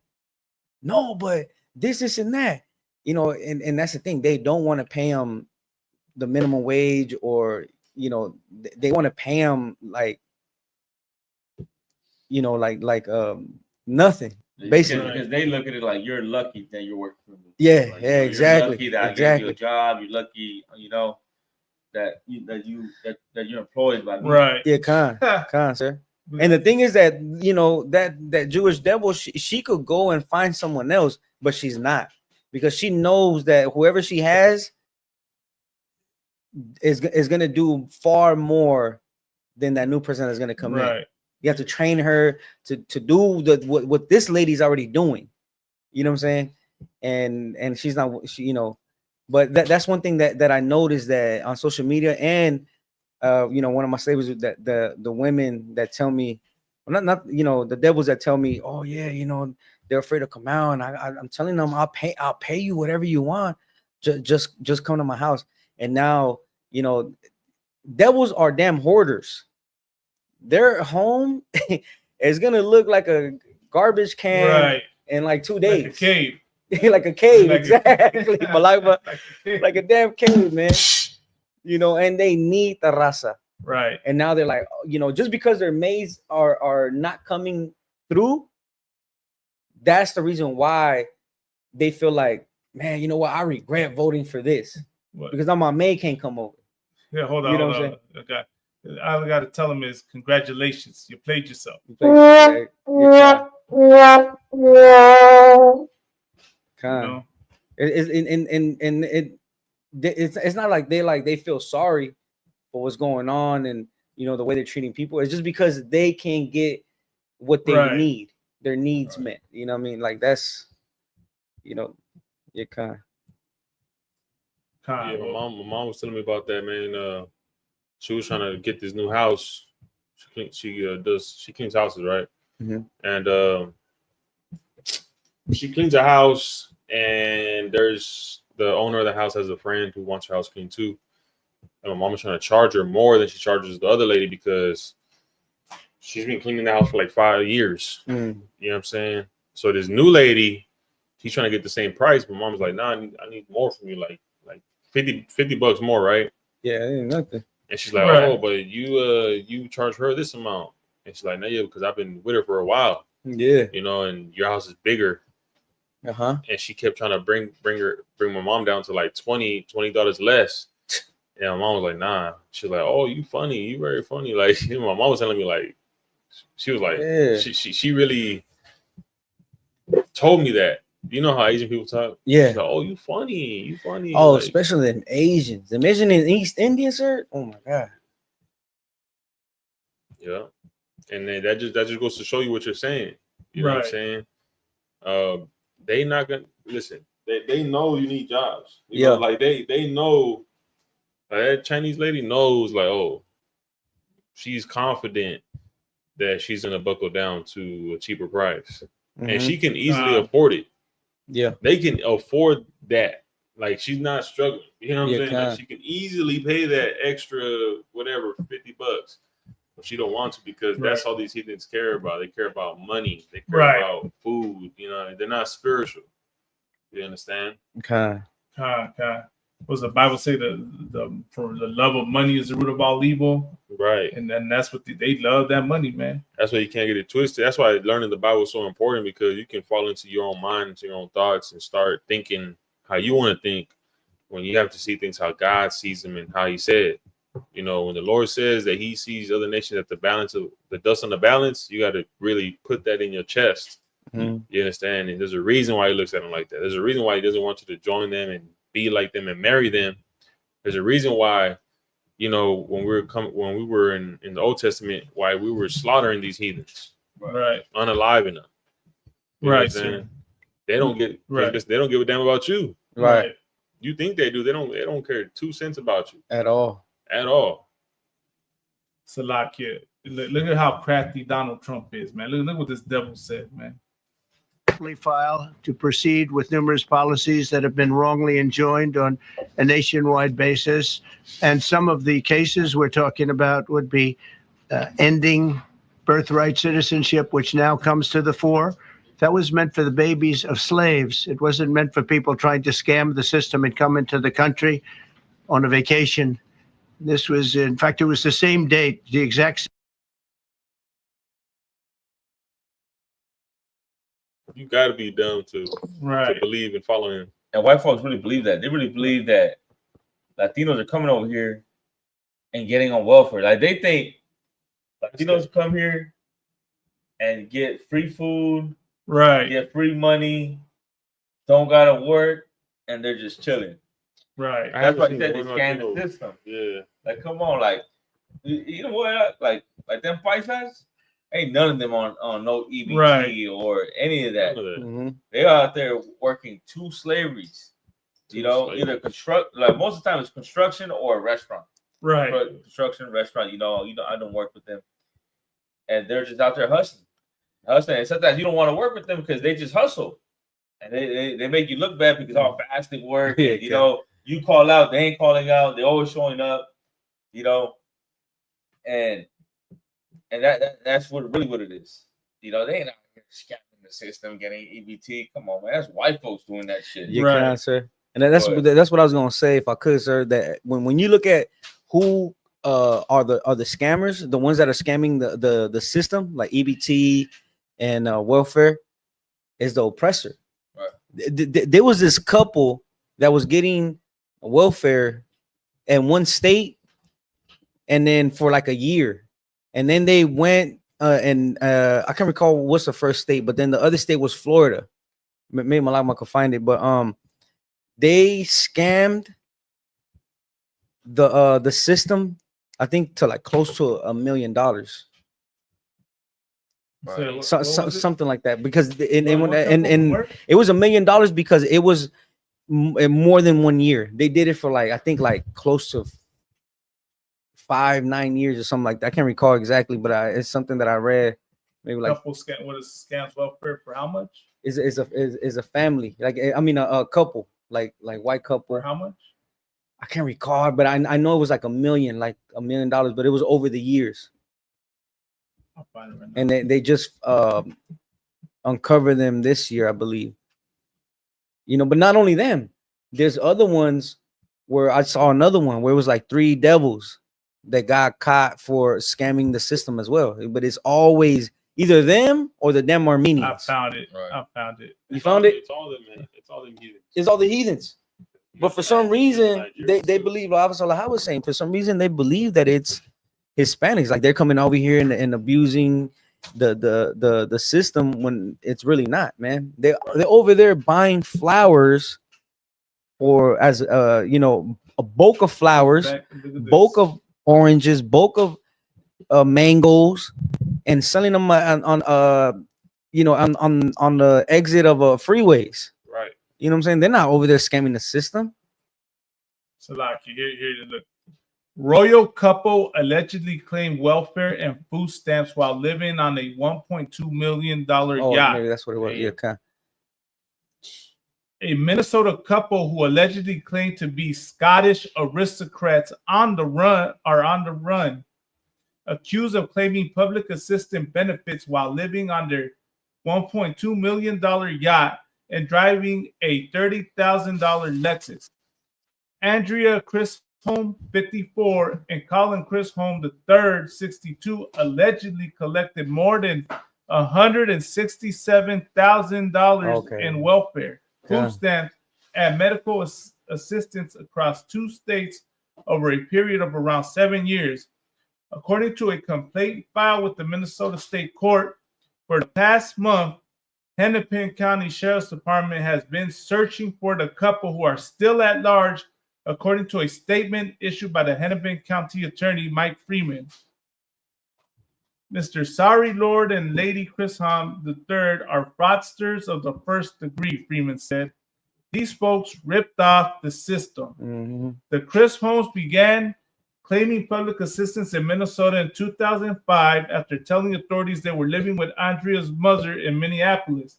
Just weeks after the pair applied for assistance, they also bought an 83-foot yacht for $1.2 million in Florida while they lived on for 28 months, according to the complaint. They were also claiming benefits in Florida at the same time as they were collecting money in Minnesota, the complaint said. Damn. The couple also allegedly failed to report the nearly $3 million they had deposited in various bank accounts to support their lavish lifestyle, and concealed that they had lived in luxury lakeside homes in Deeper Haven since 2008 when they moved back to Minnesota, the complaint said. During this time, the pair continued to receive welfare benefits and medical assistance from the state, including the prenatal care Andrea Chisholm received while pregnant in 2006 and 2007, the complaint said. There's a lot. Chisholm portrays himself as a Scottish aristocrat who was wealthy and successful executive in the broadcasting industry. Criminal investigator Amanda Lane writes in the complaint. Colin Chisholm was a self-employed. It's just wherever it got caught. But you see where it got, man, you know. But somehow the issue is us. Right. You know what I'm saying? And I maybe it was the boat. The boat was $1 million, but they still managed to steal $100,000 from the system. But somehow Hispanics are the ones, you know, abusing and scamming the system. Right. That's the oppressor for you, man. He can never be fooled. You can't. Ain't no Hispanic, black person, Native Indian gonna be doing getting no damn benefits from the government when Sure, they fucking picture. rich. Right. What's the point? What's the point of doing that when you got millions? You got millions What are in your their bank names? account. You got a damn yacht. You could sell that damn yacht. Right. You know, start a business, do something. I want to show. I want to show a picture of them because I want this shown.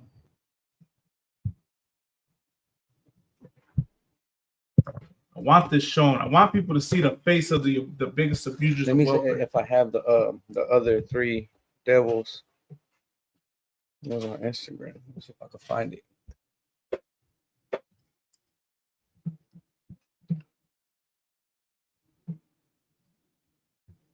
This is them right here. This is them right here. Let me share this. This is the people who abuse welfare. This is who abuses welfare, man. That's the face. This is the true face of it. Welfare scammers. The true face of the people responsible that do this crap. You want to blame my people, though. You want to blame the Raza. You want to blame black people. You know what I mean? There's devil number one. You know what I mean? What they call it? Exhibition one. There he is in court. There's the other devil right there. There they are right there. Oh, here we go. I'm gonna send this to you, Malagma. Let me ask this: anybody, have any of you guys ever had an uncle, or like a family friend? That'll be a party. You have the kids like at the party, right? Yeah. And whenever you like uncle, whatever, drunk as hell, yeah, you get close to him. You put out like a little $20 bill. Just give it to you $20 bill. Oh yeah, like yeah, $40, yeah, kind. So $40. That's what those are enterprise right there. Yeah, you know. yeah, and that cat right there work all day. Yeah. Work all day, probably 7 days a week. And then when he see you around, like you get close, you like here, $40, and he'll tell you, oh, hey, you know, don't let nobody see you that I give you $40. You know what I mean? That's our people like. They ain't giving you no EBT card. They giving you cash money, and then when you open, when you show you the wallet, it's all cash in that wallet. It's all cash. You know, it's all I need real quick here $40. That was my grandpa. My grandpa did that. No, yeah, concert. I remember my uncle. He'll come over and then he'd be like, "Come here," because he'll hear the paletero. The paletero is the ice cream truck, right? And he'd be like, "Come here," and then he'll open his wallet and give us like $5. You know, and it'll be like stacks. Yeah, stack cash. You get like brothers like, you know, like $5, you know, and then we'll just go crazy on that ice cream truck. But mind you, that's from a slavery. That ain't drugs or anything. That's from hard work. That's from hard work, working. Multiple slaveries. Yep. Right. You got it, Malagma? No, it's a lot. You send it again. I sent it to you on Instagram. On Instagram. Yeah, yeah. It's a lot. Send it to the Inconvenient Truth. Can you send it to the Inconvenient Truth page? Was on what? Instagram. On Instagram. Or if you could put it in that Inconvenient Truth chat. What you looking for? No, I send them this reel about all of the people, the face of welfare. Welfare. You know, this brother said, oh, back to what the brothers of Sacramento Israelites said, and he is trying to use that to drive a wedge between black and brown. The whole birthright citizenship was for the slaves. Yeah, I seen. I caught that too. But here's a cut to that. So-called Hispanics and Native Americans were slaves also. Right. You know, especially indigenous people, they were slaves. You know. But it. All right. One question.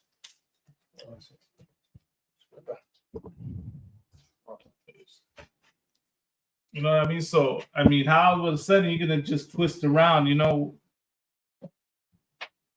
just I'll put it on. Yeah. That's how you know he's on there saying dumb shit though. Right. He's saying the slaves like as if we were not slaves, as if Right. the Indians weren't slaves.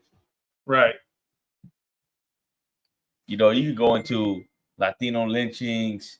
Literally Hispanics picking cotton, our land being stolen. Right. Discrimination, deportation. The list goes on of everything that they did to us. Perfect. The water coming down. No sweat. Let's show this real quick, sir. I want to show this real quick. Coming down, shit. This is a perfect reel to share.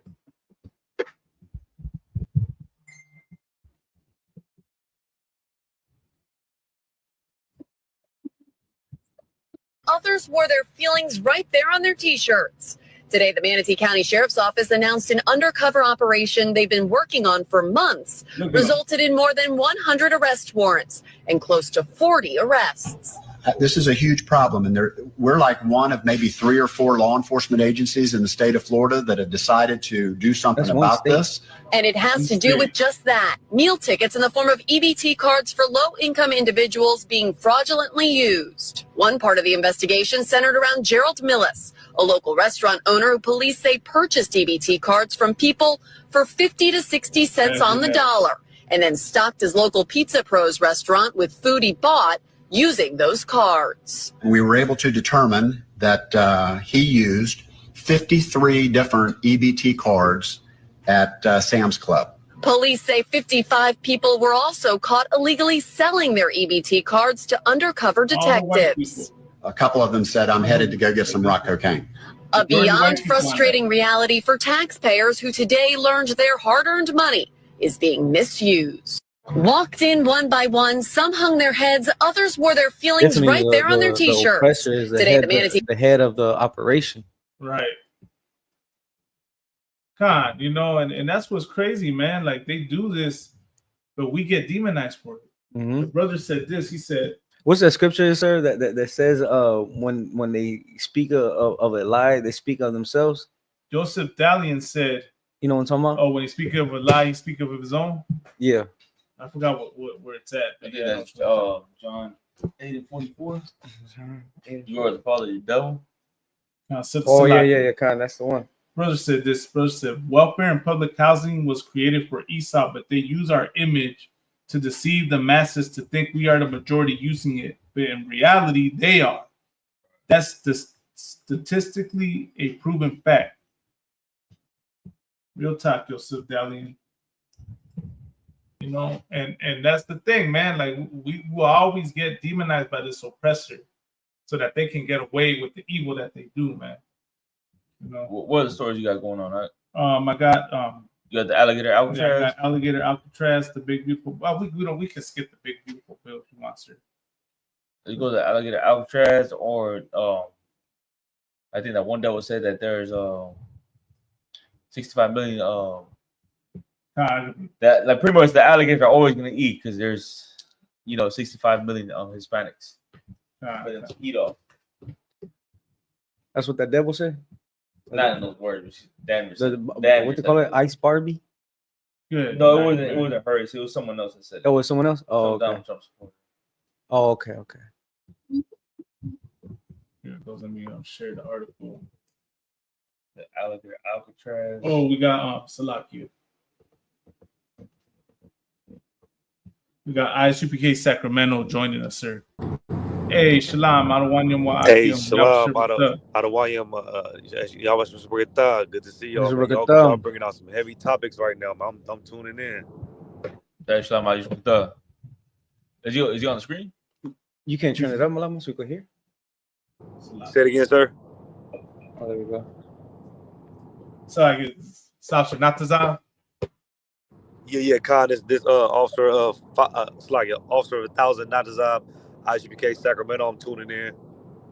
Damn right. Hey, man, you might have just gave yourself a prophecy real quick. You know what I mean? You gonna say 5,000? Slide down. I really almost said 500. God, but anything you wanted to bring out, sir? Yeah, no, y'all up on it, man. Y'all bringing out some a lot of heavy topics, man. I heard about the Alcatraz, alligator Alcatraz. That they dropped the article today. I don't want to jump the gun, but yeah, y'all on it. Y'all dropping some heavy topics. I'm gonna tune in whenever I can. Man, this is Officer Nadas out of Sacramento, man. You know what I'm saying? He out there bringing out a lot of, doing a lot of videos on what's going on with Latinos, Hispanics, Mexicans, Central Americans, man. His channel, ICPK Sacramento. Check it out. You know what I'm saying? ICPK Sacramento.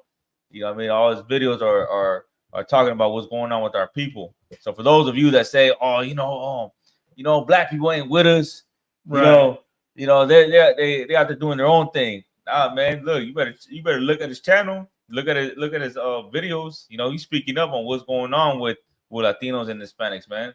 And Yeah. a lot of Hispanics and Latinos are agreeing with them Right. and are fucking with them. Yeah, you know what I'm saying? They're out there. Hey, you invited to a carne asada, everything, man. You know what I'm saying? So like, you know, if you Latino, you hating on blacks and you know, they're like, oh, we're different. Like, come on, man, you dumb as hell, bro. Right. You know what I'm saying? The UPK, man, is Black Hispanics, Native American Indians, Black Hispanics, Black people speaking up on what's going on with us, man. Speaking up on what's going on, you know, in our neighborhoods. Speaking on what, you know, what ICE is doing to our people, man. Nadazav is one of them. Nadazav Dandre got a whole channel about what's going on. Because he loves Mexicans. Damn right, man. Hey, it's like Baku, man. Baku, you know, Nadazav, you know what I'm saying? We gave him a little nickname, Compa Choco, real quick. You know what I'm saying? That's he call him. Compa Choco. You know? Hey, no, Hey, man. no. Hey, I'll rock with it. You know what I mean? And you know, that's important. Like, it's important for me to be accepted, you know, amongst my brothers, man, that, you know, people don't know as my brothers. That's important to me. Real talk. How's black and brown in Sacramento? What? How do blacks and Mexicans get along out there up north? Oh man, it's like we literally brothers. You know what I mean? Like outside of the truth of knowing who we are, like the black and brown community up here is like it's the same. Like there's no wars going on. There's no, you know, I mean, there's nothing going on to where we hate each other. Like that don't exist. In order for me to find that out, I had to go to other places to get that knowledge because I never grew up like we don't grow up like that. You know, the Mexicans say, you know, nigga, like we all grew up calling each other niggas. I go across the street, walk in their house, and you know they cooking the tortillas and beans and the eggs in the morning, and we eating and chilling. Like, you know, it was never like that's how I grew up. So it was like it was different to hear that it's another, you know, another culture being pushed or another doctrine being pushed that we hate each other because that don't exist up here. You know what I mean? So, and that's why I try to go so hard into push these videos on all these different platforms because I want the people, I want other black and Hispanics to experience what I experienced growing up. You know what I mean? So it's like it. So there was never no beef between blacks and Mexicans? Hell like, no. is it okay? Was there never no beef between blacks and Mexicans between like personally you or like just all around Bay Area, Northern California, Sacramento? You say it's always been tight? Con, it's always been tight. There's never been like a Hispanic versus black thing up here. You know, probably like on some middle school, like, you know what I mean? Like, let's just fight type shit. But like growing up, like as adults or even teenagers, that never existed. Like a whole neighborhood is at war with the Hispanics and the blacks is at war. Nah, that never existed up here. And anybody from Northern California will tell you, I don't care who you ask, that never in every city in Northern California, that don't exist. So how you feel when black people say we're gonna sit this one out? And we're talking about like, you know, with the you know, Mexicans protesting against ICE and you got black people saying, you know, this one right here, we're gonna sit it out. How you feel about that? Yeah, so I seen a few videos like that. And you know, it's crazy to hear that black people say that they're gonna sit this one out because, you know, like I said before, they never set it out when it comes to loving white people, to loving the oppressor. They don't want to sit it out when it comes to loving them. You know what I mean? We have battles, countless battles every damn day on the corner about can the oppressor be saved. They don't never want to sit out loving them. You know what I mean? They want to pardon them from all crimes like they Donald Trump. You know what I mean? But when it comes to you know, they people, then they want to set it out. And really that spirit comes from the Christian church, and that spirit comes from not wanting to have the responsibility of building a nation up.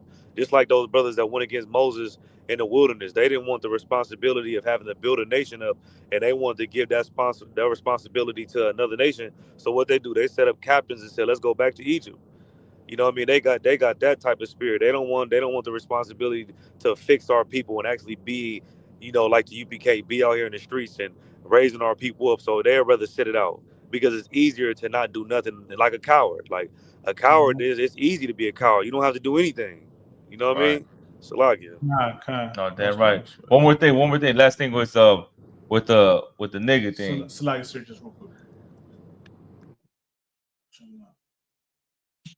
That's what I was gonna ask. Try now. Go ahead. Real quick, now is out the, you know, the word nigga. I know out here, not everywhere, you know, because there's some neighborhoods depending where you grow up, who you grow up with, you know, some Mexicans say the word nigga, some of them don't. It's offensive to some people. How is it out there in the Bay Area, or it's like in Northern California? In Northern California, the word nigga do like, are there some parts in Northern California where it's frowned upon, where, you know, Mexicans are saying like, nah, you can't say that word, you can't say nigga because that's not Mexican. Have you ever heard that before? Or like, you know, what's your take on that? No, I'm you know, I'm pretty sure that it's probably some people that say that, but majority of the people, like, you'll never hear somebody say that. Like, you'll never hear that ever. Like, you'll go to the store and you'll hear a Mexican say nigga, like, it's not nobody's gonna look and be like, what'd he say? Like that, like, you know, like I said, that don't happen up here. And for example, they got a rapper that's starting to get famous out here in the Bay Area named I think his name is Baby Gas. You know what I mean? And I'll have posted a few of his videos, but he talk about, you know, the Raza and how, you know, they come over here and work hard, and, you know, how they discriminate against his people. And he say nigga 1,000 times in the song, and the Bay Area support him, Northern California support him so hard. Like they like, oh yeah, he's saying this in this song and it's disrespectful to the black community. Nobody's saying that. They just like, hell yeah, that's Reese saying some real stuff. Yep. So we support him 100%. Yeah, so the Mexicans come out here and say niggas all they want to. That just like in New York, you know what I mean? You go to New York, all the Dominicans and Puerto Ricans say nigga. Nobody says anything. So I don't get that. You know what I mean? So that's just like Southern California, LA thing where the word's a problem. Yeah, Kanawakana, you know, it's like a huge gang culture out there that, you know, that like it's thin lines between a lot of terminology that y'all use out there that's probably, you know, separate our cultures, but really though, pretty outside of LA, I don't really think it's like that. So that's why I could go back to what you were saying. Like when I hear black people say they sitting it out and they like, you know, oh, they not our people, like, you know, we gotta mind our own business. I'm like, damn, like when you start feeling like that, because we grew up together and everywhere throughout America in the same community. It ain't never been that. You know what I mean? So y'all, Mexicans say nigga all they want to, and I'm saying it. You know what I mean? It's like it. Damn right. Christ, man. So how about the story real quick? We're gonna touch on that alligator Alcatraz. You just chime in whenever you feel like it. Kind of what kind, sir? Here we go, man. Let's play this. Was able to switch it back so that we don't have an echo. All right, here it is. Everglades. Tonight, President Trump says this massive migrant detention camp built in just 8 days has an unusual deterrent to prevent any escapes. Don't run in a straight line. Run like this. He calls it Alligator Alcatraz. It's meant more as a joke, but the more I thought of it, the more I liked it. With gators clearly visible outside, NBC News getting a first look inside. The partnership with the state has been great. Right? Acting ICE Director Todd Lyons telling us the goal is to keep detainees here no longer than 2 weeks, where they can appear before a judge and be deported from the camp's existing runway. How would you respond to critics who think that this is not where immigrants should be housed? Well, what I would say is that obviously individuals that want to come here to enjoy the American dream should think about returning on their own, so they're not in a detained setting, right? President Trump was elected pledging to deport the record number of migrants who crossed into the U.S. under President Biden. I ran on the issue of illegals, and we have to get them out. According to data reviewed by NBC News, almost half of those currently in ICE custody have neither been convicted of nor charged with a crime.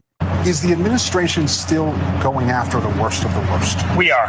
The administration stresses the priority is violent criminals, but anyone who is here illegally is breaking the law. Through the course of another law enforcement investigation, we do come across people that are just here illegally. We will no longer turn a blind eye to that.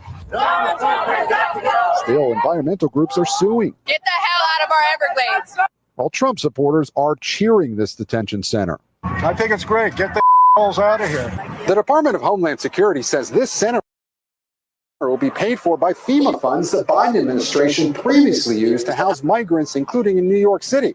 Nationwide, ICE's detention space is at 140% capacity. So the president says this center could be a blueprint for other states. Tom? Gabe Gutierrez down in Miami for us. Gabe, we thank you. We thank you for You know what's crazy? So this is Florida, right? Alligator Alcatraz. So they're they're building an Alcatraz, right? Prison in the water, right. And they're surrounding with alligators. Everglades, right?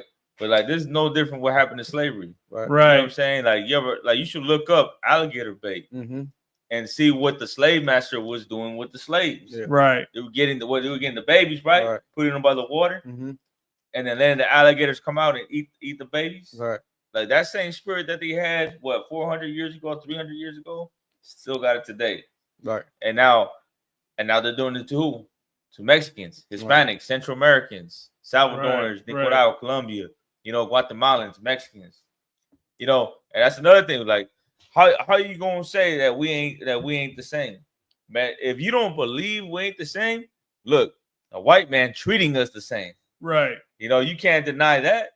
You can't deny that he treat us, that he don't treat us the same. He look at us like niggas.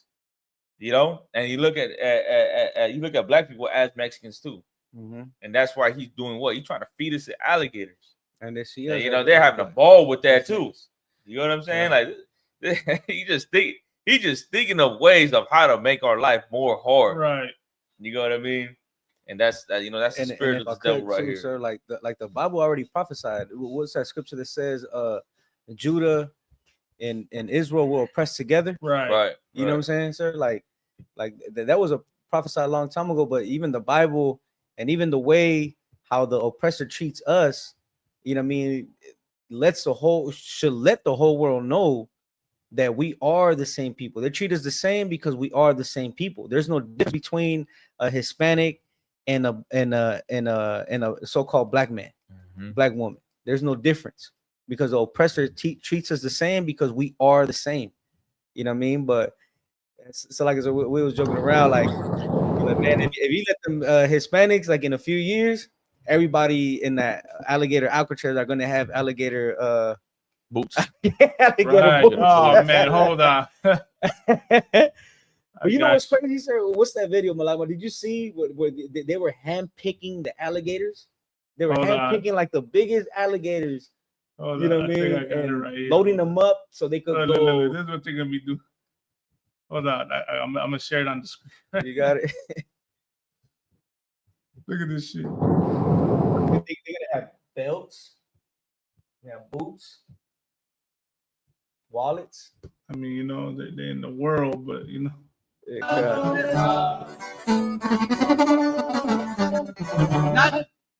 Nací en el agua caliente.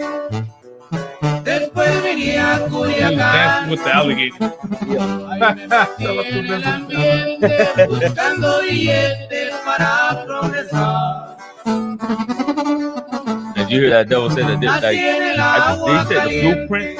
Yeah, he said blueprint for all the other states, right? They want to keep building like these ICE detention centers, like damn near like a business. I know they're building two. I believe they're building two more in Cali. You know what I'm saying? What? You know what that sounds like when you just said that's the blueprint? That sounds like the Willie Lynch letters. Yeah. Remember the Willie Lynch letters? Like the Alex Jones conspiracies. Remember how you know what I'm saying? Yeah, like Willie Lynch, he sent out letters to like different areas of the blueprint, right? Of how to make us subservient. You know what I mean? Like that's exactly what it sounds like. God. So they're pretty much gonna start. Go ahead, Nazab, you got it. Yeah, Khan, Sir Slugging. And also too, like, if I could, it's then to remind me of, going back thousands of years when we was in the land of Egypt, they practiced the same thing. You know what I mean? They practiced the same thing, throwing the babies in the Nile River, and now everybody know that the Nile River was infested with alligators. You know what I mean? They've been trying to use our babies as alligator bait since we was in the last Egypt. So like, right. That's crazy. That's crazy that you said that. Look at this. Look at this comparison right here on the screen, man. They compared it to a Japanese internment camp. And that's exactly what it is. There's other pictures circulating of it, being like Auschwitz, right? Oh, yeah. What you said is heavy. We saying that, how they were throwing our babies, into the Nile River for the crocodiles. Right. That's important. That's important to know that. You know what I'm saying? Because that's what happened. thousands of years ago, they did the same thing to us. So if you read that story of Egypt, you know what I'm saying? You got to see what the outcome of it was. You know, what happened. You know what I'm saying? We were being oppressed. You know, they were feeding our babies to alligators. You know what I'm saying? And what they said, they made our burdens harder, you know, had us in slavery. You know what I'm saying? Like we went through hell in Egypt. But you remember that the Lord sent plagues upon Egypt, man. Right. You know what I'm saying? And man, listen, there's gonna be another plague hitting America soon. That's bound to happen. I don't know what it's gonna be. Maybe another COVID-19, probably something worse. You might end up with sores all over your face. Who knows what's gonna be? But something's gonna happen where another plague gets sent out. You know what I mean? So that's why you gotta believe that that's what's gonna happen. You know, have hope, pray on it. You know, that's why we have the curses. That's why, you know, we have the curses and we pray said evils and curses. Right. You know what I mean? Pray that them curses, that those sores only hit them ICE agents. Right. You know what I'm saying? Like them ICE agents are gonna have sores on their face or something. Who knows what it's gonna be? You know, but Lord, you know, Lord allow it to happen. It happens soon, man. You know what I'm saying? Because you know, this devil right here he got plans. He got plans for us. Yeah. You know what I mean? But go ahead. I'm passing the next brother. Yeah, kind of, sir. And like what Officer Nadazar was saying, right? Where they were doing that in the times of old, and they're doing it now, right? Because of the Bible already prophesied that you know, America is spiritually Egypt. You know what I'm saying? Like they carry the spirit of Egypt. You know, they made us serve.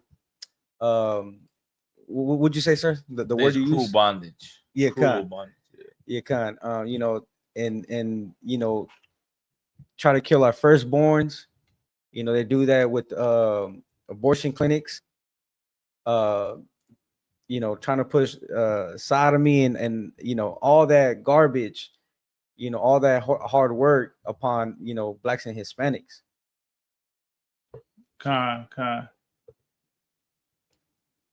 Salakia. It's just crazy, right? Like that's what they're doing to us right now. And now is our time for us to wake up, right? And how, like I said, how asleep did we look yesterday, man? This is happening right now. And y'all got mad at me because I'm telling y'all I prayed that it was quiet yesterday. That I was hoping that Raza would have been quiet yesterday. Y'all got mad at me. Meanwhile, your people are suffering, man, and being put in internment camps. Being put in concentration camps. But you're going to go light up fireworks. Red, white, and blue, man. Oh, we can't hate the white man. You know? Oh, you're racist. Hating of people for the crimes they do to your people is not the same thing as hating on someone for the color of their skin, man. That's what I always be saying, sir. I think it's funny how like Mexicans will say that you're racist. You know, they'll say, well, we're saying is racist. But at the same time, they're saying you're illegal. Right. They're saying you're illegal, you're undocumented. You know, you didn't come here the right way. You know, if you don't like it here, go back to your country. Go back to Mexico. Like, goddamn, they repeat every goddamn thing white people say. Yeah. Like, you know, they done heard it so many times. Right. You know what I'm saying? On TV and shit. And so, and they repeat it to you. Right. Like, you looking at another Mexican telling you, go back to Mexico. Go back to your country. Right. Why you here? If you don't like it here, go back. Remember that from like I remember that. You don't like it here, go back. Why you here? Right. And a straight up accent too. Go you back. know, don't even talk no English. Go back. Like, you know what I'm saying? Like, we done just picked up that same spirit of the devil. Right. And they're calling us racist, and they don't even realize how racist they are against their own people. Right. And if I could too, sir. Oh, go ahead, sir. Yeah, that's crazy to hear.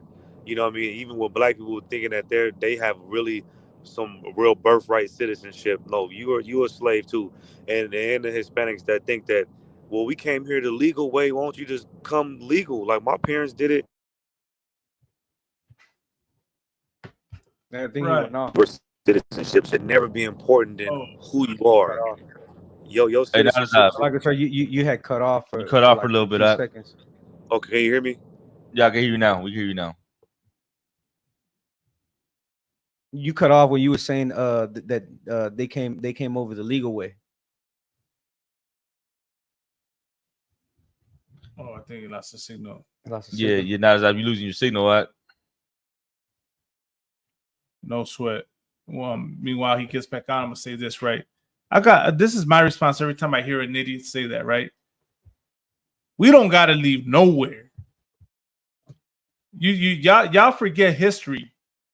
Y'all forget the history of what this land was before America came, before the gringos came, man.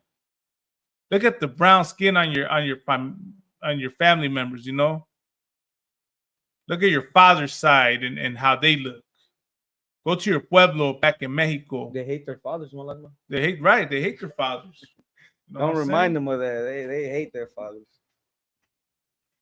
You know, we don't gotta leave nowhere, man. This is our land. This is the land of our people, man. You Europeans, you're the guests. You're the guests here. And you dare tell us where we can and can't go. You tell us we're not welcome on our own soil. Here's another fact, right? America violated the Treaty of Guadalupe Hidalgo. That right there, sir, what's going on with the rounding up of the people and the way they're getting treated is a violation of the treaty. And if you violate the treaty, I'm pretty sure that makes the deal void. So yes, America stole the land. America stole the land from Mexico. America stole the land from indigenous people. And that's the other thing. When I'm talking about Mexico, I'm not talking about the Spaniards. I'm not talking about the Lebanese and what other, you know, the Mongolos, the Asians or any other. I'm talking about indigenous Mexicans. Hey, why and her thing when after they took the land, right? You know, after they stole the land, why the fuck they keep everything Hispanic? Right. You know, why they make everything white? Right. You know, as far as the culture. Right. As far as the culture, right? Cali, LA, all the way to the Bay. It's all Hispanic culture. The streets, you know, are everything. Everything is Hispanic. same thing with Arizona. And it's the same thing with Nevada, Texas. Why ain't you just make the shit white? Right. You know? Why don't you call it the Angels? It's like you seen that one meme? It was a joke, right, circulating on the internet. It says, I hate people that speak Spanish in the cities of Los Angeles, San Diego, San Francisco. Right. It's all Spanish names. It's all Spanish names. Yeah. Restaurants, Hispanic. Right. You know what I mean? The culture, Hispanic. Like, come on, man. God, it's just, man, the nerve of this oppressor, man. So much so, sir, that they profit off of us. Our holidays. Like Bud Light. Bud Light, they got the Michelada. Not only Bud Light, but you know, these brewery. Yeah, but these breweries, they have like micheladas. They have a beer with lime and this and that. Why? Because who are the biggest consumers? Black and Hispanics. They can't prosper without us, but yet, you know, they hate us. Right. Like, come on. You know what them white folks like? They like them Israelites that just work. Yeah. You know, just work them slaveries. You know, work them slaveries, do that overtime. You mind your business. You're a worker. You come to work, and that's it. Okay. But if you come against anything that they're saying, the minute Israel gonna be like, nah, man. Like, you know what? Like, okay, how can I say it? Like, I'm not, or let's say I'm not coming to work. I'm not coming to work no more. I'm not gonna let you talk to me like that no more. I'm not gonna let you say that to me. They gonna call you, you know, they gonna call you out your name. Yeah, right. You know what I mean? The minute they see some we call it some rebellion. The minute they see some rebellion, that's when you're gonna see the real devil. That devil only nice to you because you go to work, right, and you do what he tell you to do. The minute you see any rebellion, he gonna call you out your name. What you gonna say though? It's like, no, I was gonna say, sir, that I remember General Hyman said this. He said that as long as we're worried about putting food on the table, paying our rent, right, like as long as we're worried about those things, we're never going to be worried about doing our true calling. Right. You know what I'm saying? And that's the reason why the oppressor keeps us in fear, because like when fear strikes you, you know, there's only two things. You're either gonna really rebel against the oppressor, or you're gonna get in line. And the majority get in line. Right. You know what I'm saying? And they're never gonna be able. And now I'm not on the thing. No, he's there. They're never gonna be able to come against the Right. oppressor, So because like, you know, they're can you thinking hear us? about. Go ahead. Officer, not to stop. Can you hear us? Yeah, I can hear y'all. Most Okay. Yeah, but you know what I'm saying? I was saying that what so like I lost my train of thought. But That was like, that was only like when you obedient. yeah, kind of. He was a good slave. Yeah, That's yeah, you know, that's what he was a good slave. Yeah, you know what I mean? That's Oh, what I'm that's what I was gonna say. Like the minute you come against them, and now you know they're coming they're trying to write you up for things after slavery, right? They're coming against you, and you're thinking about paying your bills. Like you're gonna be like, man, you know what? I'm just gonna shut up. I gotta support I got a family to feed, and this and that. But the scripture says that, you know, you lose that, the Lord's gonna bless you even more. Right. You know what I mean? To glorify the Lord, he'll bless you. And that's one thing Black and Hispanics need to know. Like, don't be afraid to lose what you got, because the Lord's gonna bless you. He's gonna give it to you 10 times more. And if I could too, like Go ahead, what you saying is heavy, because that go back to what I was trying to say. Like they want to beat you down so bad and oppress you so bad that to where your citizenship becomes more important than your identity. Like that's what they want from Black and Hispanic. They want you like the Lord gave us a heritage and identity, and said that we was a chosen people that was above all people, and we got to put that on the back burner so we can make our citizenship more important. And that's why you got Black people saying, oh, I was born here, I got birthright citizenship, and you got Hispanic people saying, oh yeah, I came here legally, my parents came legally, why don't you come legally? Like, yo, how the hell is your citizenship more important than your people? That's ridiculous. But that's how far we've been beaten as a people. You know what I mean? We trying to hop on any bandwagon that, you know, we became selfish. Really, we just became selfish, and anything that can push us to the top is we not worried about building the nation, or you know what I mean, or helping our people. We just worried about, just like rappers in basketball, they get millions. Like, look at Chicago, for example. Chicago got about 3 Black billionaires. They got Oprah. They got who else? They got Kanye West and somebody else. But then look at Oakland. They got all. I mean, not Oakland. Chicago. Chicago got about 2-3 Black billionaires. Oprah, Kanye West, and look at Chicago. They got the highest murder rate down there in the United States. You know what I mean? Because they don't care. They're not focused on that. They got a bag, and they just focused on them now. You know what I mean? So that goes like to our people. Like, they focused on they got their citizenship, and they can really they've been accepted into the society. So if you not with this, hey man, kick rocks. You're not my people. My people was other people that's not my people that has citizenship like me. That's how they look at it. And we destroy for having that type of mindset, because every time we try to do that and try to assimilate into their culture and make ourselves a second class citizen, we ended up in slavery every time. You know what I mean? Salakia. And you know what? You're right though. Like that citizenship, we think like, you know, like we think we're part of this. We think we part of America. Yeah. Like, until your dumbass end up inside the ICE detention center. Right. Until they ICE agents grab you, put you in that van, in that truck, and harass you, asking you for your citizenship, and you gotta be like, you gotta pull out your ID. I am a citizen, and they don't give a fuck about that. You know how many American citizens, Mexicans, Hispanics are inside the ICE detention right now? Bro, it's like half of them. Detention center, Florida. You know what I mean? Half of the brother that got sent to El Salvador, I believe he was American citizen. Right.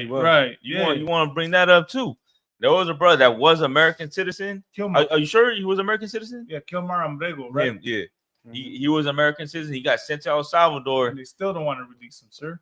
Man, but no, I think he's back. I think he's back. Con. But and he breaking down everything that went down inside that prison in El Salvador. He was on his knees from I believe 6 p.m. until 9 a.m. on his knees. Just imagine, like, get on your knees for 30 minutes and see how you feel. He did that shit from 6 p.m. to 9 a.m. And the minute he tried to get up, they're hitting his knees, hitting his ankles, making him bend. No food, no water, no bathroom breaks. He shitted on himself, pissed on himself. You know what I mean? And then they sent him back over here over a mistake because they thought he was from MS-13. Yeah. Listen, if they did that to him, what makes you think that they won't do that to you? Right. You know, they don't care if you're born here or not. If you got a Mexican last name, if you brown, if you look Hispanic, look Mexican, hey man, you a target. You fit the description. And if I go ahead, you got it. And I'm like, sir, if I could, now what you saying is so heavy, because they like I said, they convinced them that their citizenship is gonna separate them from other Hispanic people, and they're gonna be safe. But like you said, it's gonna come a time with they're already doing it. They don't, your citizenship not gonna save you. To you, you think it's gonna save you, but to them, they still just see another Hispanic. They don't see, oh yeah, maybe he might be an American, maybe he might be on our side. They don't give a damn. You know what I mean? And it's unfortunately it's gonna take the hard. We're gonna have to take the hard route to finally understand that, damn, I'm not accepted here. You know what I mean? These are not my people. And it shouldn't have to take that when we telling you every single day, come out of this culture, come out of this way of living. Stop trying to, assimilate into their culture. Let's just, you know what I mean? Let's see them as an enemy. We don't see them as an enemy, and that's the goddamn problem. You know what I mean? Salakia. And that's why the scripture said we were stiff-necked people. Right. Stiff-necked, hard-headed. We got to learn the hard way.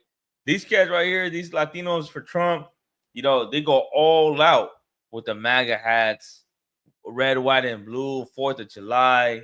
I'm a citizen. I came here legally, trying to prove themselves that they're American. None of that's going to work. It don't matter how much ass kissing you're doing. It don't matter how much you try to prove yourself to you're American. Listen, that ain't going to save you from an ICE agent pulling you over and harassing you. You know what I'm saying? And like I said, there's thousands of stories out there where, we're getting pulled over. Right. They might let you out, but you still got harassed. You still got put inside that car. They had to do some real research on you to find out whether or not you're an American citizen or not. Mm-hmm. Right. And sometimes they're saying, oh, that's a fake ID. Yeah. That's a fake citizenship. Right. So you got to go through all these loopholes to find out whether or not you're American or not. They ain't doing that to white folks. Okay. What about all them white folks that voted for Donald Trump and are MAGA supporters? Do you think they go through that? They don't go through that shit, but you do because you're Mexican. Right. But somehow you think you different, man. You ain't different, bro. You know what I'm saying? They look at you as a spick, wetback beaner, man. You just a beaner wearing a MAGA hat to them. Right. And they gonna use you for a little bit, and they gonna throw you right to the side after they done using you. You can, sir. And if I could, sir, like what's the point of having a citizenship when you're heartbroken because they took your father and then they relocated him and you can't find him? You know what I'm saying? Right. I'm not sure if you saw the video of the sister.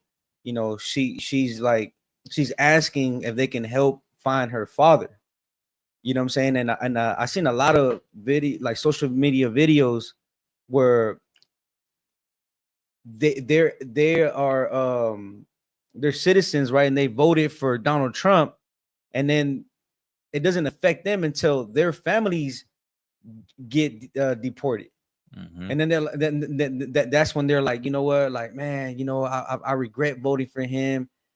You know what I mean? It's like, I'm pretty sure they feel devastated because they probably feel not probably, they feel guilty that they voted for Donald Trump because that's what they voted. They voted for their family members to get deported. Right. You know what I mean? But like, what's the point of having a citizenship when you're heartbroken about your family being separated from your family member? Right. Your parents. You know what I'm saying? And that's the one thing that a lot of Hispanics that I notice, right? Like the oppressor gives us so many by names, or what they call them? Bywords. So like a bywords that we want to separate ourselves. We don't want to be we don't want nobody to know that we're wetbacks. So like in other words, right? That's how the oppressor sees it. He sees it as wetbacks. That we're willing to call ourselves Mexican American, this and that, Latinx. You know what I'm saying? Just to be as far from being called Mexican. Who you are. Or who you are, exactly. Who you are. You know what I'm saying, sir? Because it, like what you were going into, they want to be recognized as a people that are showing patriotism to America, but America don't care about none of that. You know what I mean? Like there was that one sister who she was singing that one song. Oh, right. I voted for Donald Trump. That salsa song, and then they deported her husband, and then she came out saying that Donald Trump did, and she felt used. I'll tell you this too. Another thing coming out, like how many Mexicans illegals fought in the military? Oh yeah, fought in the military, thinking that they were gonna get a citizenship, right? And get their family a citizenship. And then when they went and fought in the Middle East, fought in the war, came back, deported. Right. And they're in the border of Tijuana right now. Yeah. Thinking like, what the fuck happened? Like, Right. I thought I was gonna get my citizenship, my green card. Like, what happened? That goes to show you that America doesn't give a fuck about our people. Yeah, you know what I'm saying? They're gonna take you, use you, get whatever they can out of you, and once they're done, throw you to the side. And man, look that up. Look at how many illegals have fought in America's military, Army, Navy, Marines, whatever. What you said again? Deported veterans, man. So like I said, if I could, there's this brother that got 2 Purple Hearts, and got deported. Oh yeah. You know that story, Malama? Yeah. You know what I'm saying? Like how you saying we go out and we fight for the wars, and they like I know I was a Kazakh, yeah, he always brings that out with the code talkers, right? With the Native Americans. Like the only reason why America always wins wars, they always got to use Black, Hispanics, and Native Americans to win their wars. You know what I mean? Otherwise, they're not strategic. They don't have no logistics. Like they don't have anything. You know what I mean? And they always use us because we are the real, true warriors. We got the spirit of the Lord, but you know what I mean? We use it on the left-hand side. And that's one thing that we got to start to learn, is that to let go of the left-hand side, man. And Lord allow all of this starts to create brotherhood, and we start to look out for one another. You know what I mean? And when I say one another, I don't mean Hispanic on Hispanic. I mean Hispanic on Black on Hispanic, right? Because and we got to realize that we are the same, the same bloodline, and that's a royal bloodline according to the Lord. Look, and just want to share this image real quick. It's being shared, the deported veterans, right there in Tijuana. That should let you know everything you need to know about this military service for this stinking country, man. And this is just one part of it. Yeah, it's just one part. You got Vanessa Gillian. Right. Vanessa Guillen. How you say her name? Guillen. Yeah. Vanessa Guillen. That's just right there. Fought in the military too. Was in the army or whatever. She was in the military. She was in the military. What they do? Raped her. Right. After they raped her, chopped her up. You know what I mean? There's another sister too, sir. We can't forget about this Judite sister, LaVonna Johnson. LaVonna Johnson is another sister too that was in the service, and the same thing happened to her. They try to cover it up. They pour acid. You know what I mean? And her, I would say like her genitalia, private parts or whatever. You know what I mean? To try to cover it up. And there's another sister recently. I think she was a young sister that's going around. You know what I'm talking about? Oh, recently. Yeah, recently. Khan. This happened this year, like maybe a month ago, something like that. Yeah, Khan, sir. Like, and if I could too. Go ahead, sir. You got it. Yeah, no, that's crazy. Like, imagine like really giving your all to this country. Like you fighting in their wars, celebrating all their holidays, being in a military. You know what I mean? Just for them to turn around and treat you like you are Al Qaeda or somebody, like you Hamas. Like, you know what I mean? Like they just came out with an article today and said that the alligators is literally a concentration camp. I sent Oscar Ward the article a minute ago, but you know they just came out with an article today on the 5th and said that you know the Alcatraz prison that they just built or whatever is literally a concentration camp like in Nazi Germany. Like imagine giving your all to this country and then that's how they repay you. You know what I mean? And like, you know, you give your all to something, you got faith in it. Like you think it's gonna work. Okay, I'm gonna give them all. It's gonna work. You know what I mean? I'm gonna do it right. And then this for them to turn around and slap you in your face, like that's ridiculous, man. It's like, If I could, I shared the sister's space. This is the one that recently passed away. Her name was Katia Dueñas Aguilar. 23, was found dead inside her home in Clarksville, Tennessee, near the Kentucky border, and worked as an information technology specialist. It says, slaying Fort Campbell, Latina soldier's mother seeks answers as civil rights group offers $25,000 reward. Like, come on, man. Like, how many times we gotta see stories like this? How many times we gotta you know, talk about this, about, you know, this happening? I mean, there's multiple stories of our people being in that military and things like this happening. If I could, sir, I know we're pressed for time, but I want to read this article quick. It says, Carmen Aguilar, the mother of slain Fort Campbell Private First Class Katia Dueñas Aguilar, is pleading for justice for my daughter as authorities investigate the circumstances surrounding the soldier's death nearly a week ago. Dueñas Aguilar, who was 23, is survived by her mother and 4-year-old son. We are destroyed, the tearful mother said in Spanish to Noticias Telemundo. First responders found Dueñas Aguilar's body inside her home in Clarksville, Tennessee on May 18th. The local police department said in the news release it ruled the incident as a homicide and is being actively investigated. Dueñas Aguilar was originally from Mesquite, Texas, and has been stationed at Fort Campbell in Kentucky since 2019. There she worked as an information technology specialist and was a member of the 101st Airborne Division's Combat Aviation Brigade. There is something strange about my daughter's death, Aguilar said. I asked for justice. As everyone knows, this is not the first case. There have been several others, Aguilar said, in reference to the other high-profile cases of Latina soldiers who have lost their lives in recent years. And so, like I said, if I could, the crazy part is that we know these things, you know, like, and they still risk sending their children to a service that puts them in danger, right, of being unalive and having no answers to their either them going missing or them losing their lives. Right. Like why would you send, like, knowing, right? Because it said that, you know, and not to bash the sister either, but you just overall, like, you know, knowing that there's many cases, why would you risk sending someone who you love to a place? You know what I mean? The same thing for the churches, right? Why would you send your kids to a church that's gonna abuse them? Why would you put them in danger? Right. You know, that's just the whole point. If I could, real quick, like with that military thing, I know a lot of times people, like a lot of brothers, just going to that military because either the household that they're in or the neighborhood that they're in. Sometimes that household and that neighborhood be so fucked up that they feel like they need to go to the military to get out of it. You know what I'm saying? Like I'm saying that out of like family. No, yeah, I've heard families do that. Like they're just don't like the you know, the everyday life that they're living.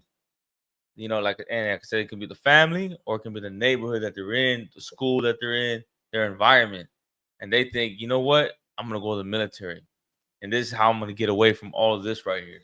And you know, it's not wise to do that, but in their mind it is. Yeah, sir. And only to come to find out that this is what's going on too. Like you're trying to escape this, and you go to the military, and guess what? You run into the same problem, not just the same problem, a worse problem. Because now what? Right. Now you done, you know, you passed away. Right. Now you're dead. Okay. You know what I mean? And like I said, that our whole situation in general is just jammed up. It's just fucked up. You know, whether you're in the military, you're in a In the neighborhood or you're in college, university, whatever. Because there's fucked up things that happen in college, universities too. Sororities, sororities. There you go. Yeah. We go ahead, coming up. It's like Sir. And I was gonna say, like that's true, right? But I don't have like family members, and it's like we were talking with Cap about Duno saying that I think his grandmother got with an oppressor. I mean, I don't know if it was an oppressor, but got with a white man that had color eyes, right? And to us, like getting with somebody that's white, we say is like, oh, it's gonna benefit the family. And that's one thing that I heard in my family when they say, oh, you know what, you should just go to the military. Like it's gonna benefit you, it's gonna benefit the family. And a lot of them go to serve because they want to help their parents, get their papers right. Like how you have those two, I think it was like two brothers, right? Two brothers that they went to court with their mother to protect her from being snatched up. Right. You know what I mean? Like that is insane. And then it was what is it? Another three brothers that served, and then their father got jammed up in the streets. Yeah, recently. And then they snapped his shoulder, broke his shoulder. You know what I mean? And I'm pretty sure they probably like hell the hell with this country. Like I serve this country. This is how they're gonna treat my father. Like, and you're not allowed to. You're not allowed to hate it. God. Right. Angelina Resendez, I think, is another sister that recently died. Sister Mariah just posted. But I will say this: that's the reason why you shouldn't celebrate the 4th of July for Angelina Resendez and Katia Aguilar and Vanessa Wien. You shouldn't celebrate the 4th of July for the deported veterans. And you know what I mean? Lavana Johnson. And the sister Lavana Johnson. God. That's why you should. You look many others. Many others, man. The list goes on and on. Yeah. For Alligator Alcatraz, you shouldn't celebrate the 4th of July, man. Donald Trump was smiling, right, at the Alligator Alcatraz. Yeah, I found this real quick. I'm gonna share this, and I know we want to close out soon, sir. This little quick video right here. Look at this. Hey, welcome to Jack, pull the article with that devil. The one that said that alligators lives matter too. Of history where truth isn't just told, it's restored. If you're new here, welcome. If you've been here before, thank you for returning. Today's story is one that should unsettle all of us. It's been dubbed Alligator Alcatraz, a remote, heavily secured ice facility in Florida, built near swamps infested with gators. Out of sight, out of reach, out of empathy. Over the years, it's been the subject of complaints. Overcrowding, medical neglect, excessive use of force, psychological harm. It's a place where hope goes to die. And this week, Donald Trump arrived. Not to apologize, not to reform, not to mourn, but to gloat, to smile, to perform with the swagger of a man who never cared about consequences. Trump made light of the facility's reputation, joking, maybe we don't need a wall, just throw them to the gators. He said this out loud on camera about human beings. Does he know when to stop speaking? To pause, to consider the weight of his words? Because nearly every time Donald Trump opens his mouth, his true character, cruel, arrogant, performative, leaks through. It would probably be best if he said nothing at all, but silence is not in his nature. He needs the spotlight, the microphone, the chaos. And in that noise, his values or lack thereof become clear. The pattern of cruelty. This isn't new, it's a pattern. Remember when he mocked a disabled journalist? You know what I mean? Like,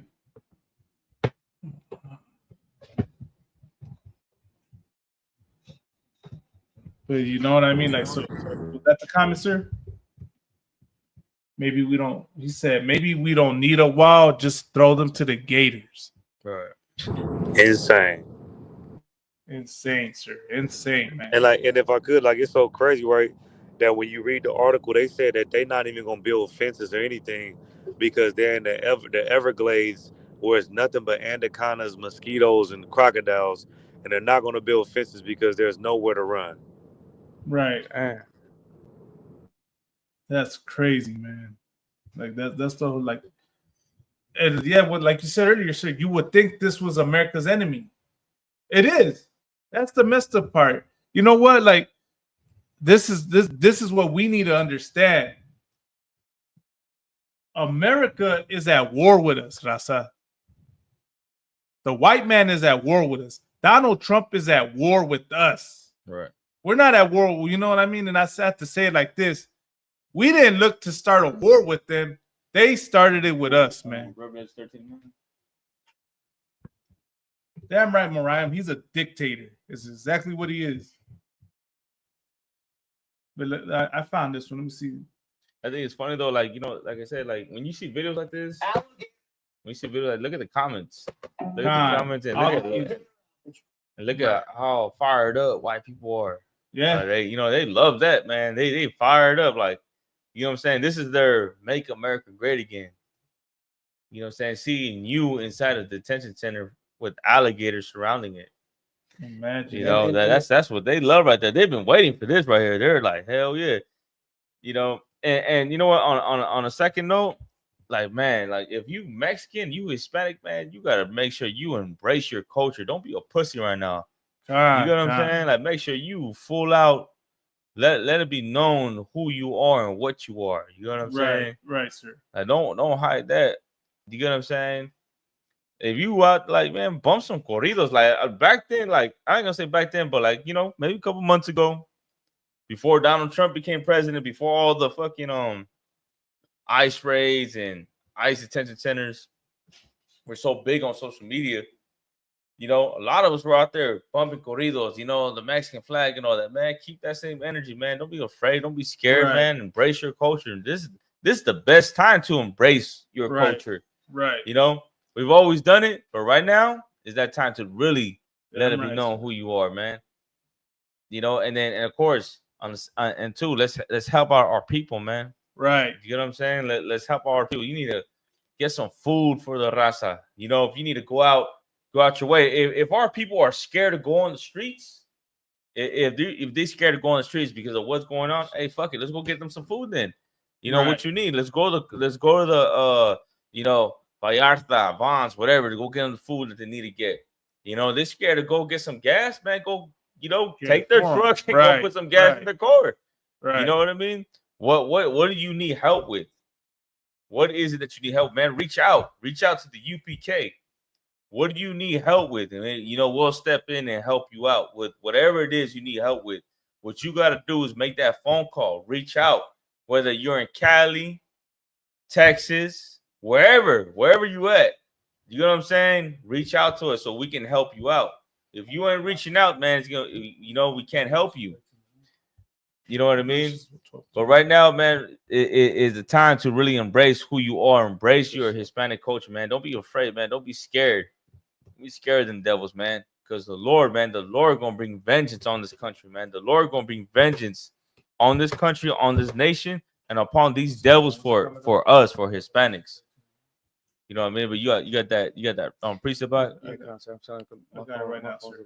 We're gonna pull Revelations 13:9. And I wanna use the Bible too, because I know there's a lot of Donald Trump supporters, a lot of Mexicans that believe in the Bible but don't know the Bible. Right. They don't understand the Bible.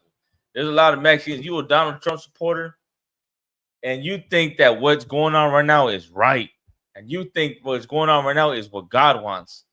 You know, and I'm going to show you a scripture in the Bible that shows what's going to happen to you and to your oppressor. Damn right. You know what I'm saying? God is not with the God does not agree with what's going on. You know, you're mistaken if you think that what's going on right now is okay and it's God's will. Come on, let's get that. I got it right here, sir. Yeah, the book of Revelation, chapter 13, verse 9. If any man have an ear, let him hear. Man, if you have any understanding, understand this. Listen to this right here.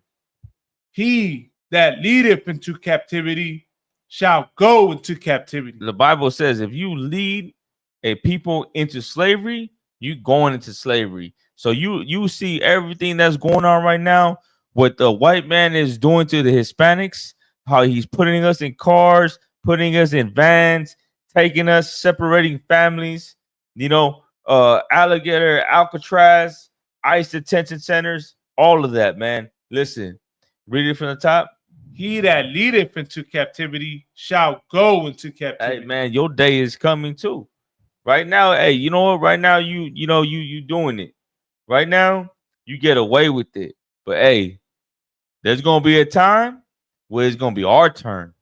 You know what I'm saying? We're gonna get our turn. Right. And right now it's yours. But it's gonna be a time where it's gonna be our turn. And we're gonna have vans and buses full of devils. And we're gonna be shipping you off to a whole other plantation. You know what I'm saying? You're gonna be working for us. He that leadeth into captivity, go ahead.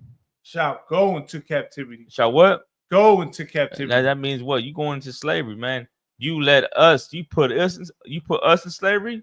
Guess what that means? You go into slavery too. And you can't run away from that. You can't run away from the prophecies of this Bible. You can't run away from what God said, what Christ said.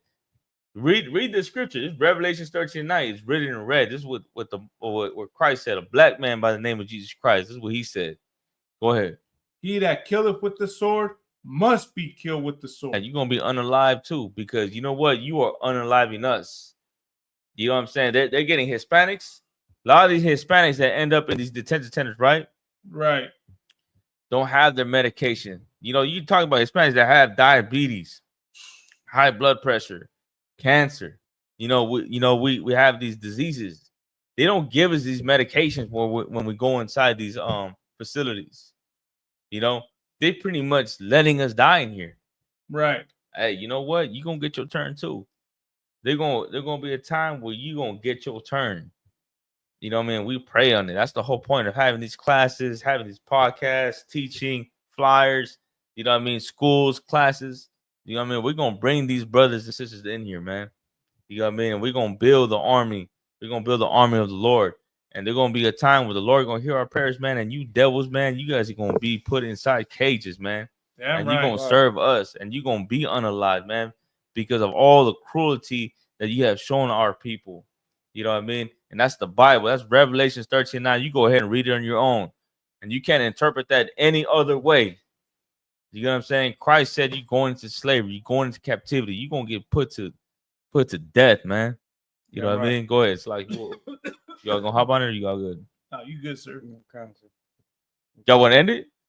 No, but anything else you wanted to bring? You wanted that. I just wanted to find that comment. What was the comment? Oh, that sister, right? Yeah. That sister's like, is she in a sister? I think she's a devil, right? Yeah. Well, what was the comment? She said, there's 65 million. She want to feed the alligators to 65 million Hispanics. And just while Malama finds that, sir, also not as I was saying, right, that they're not even going to put fences or nothing like that. Like, that just lets you know that the oppressor is an idiot, right? Like, he's underestimating us. Like, they don't know like what it takes to come from Mexico to the United States. Yeah. You know what I'm saying? They don't know that the brothers encounter wild beasts. They encounter snakes and everything else. You know what I'm saying?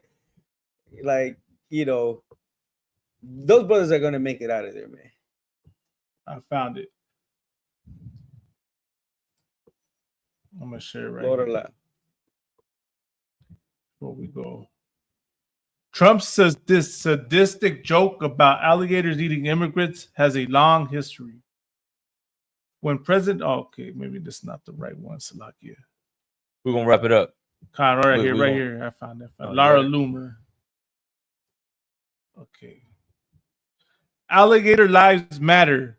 Trump pal Lara Loomer slammed for saying Florida Alcatraz beasts will get 65 million meals. And that's the amount of Hispanics that live in America. General Hawk. It's not an inexplicable dismissal of General Hawk.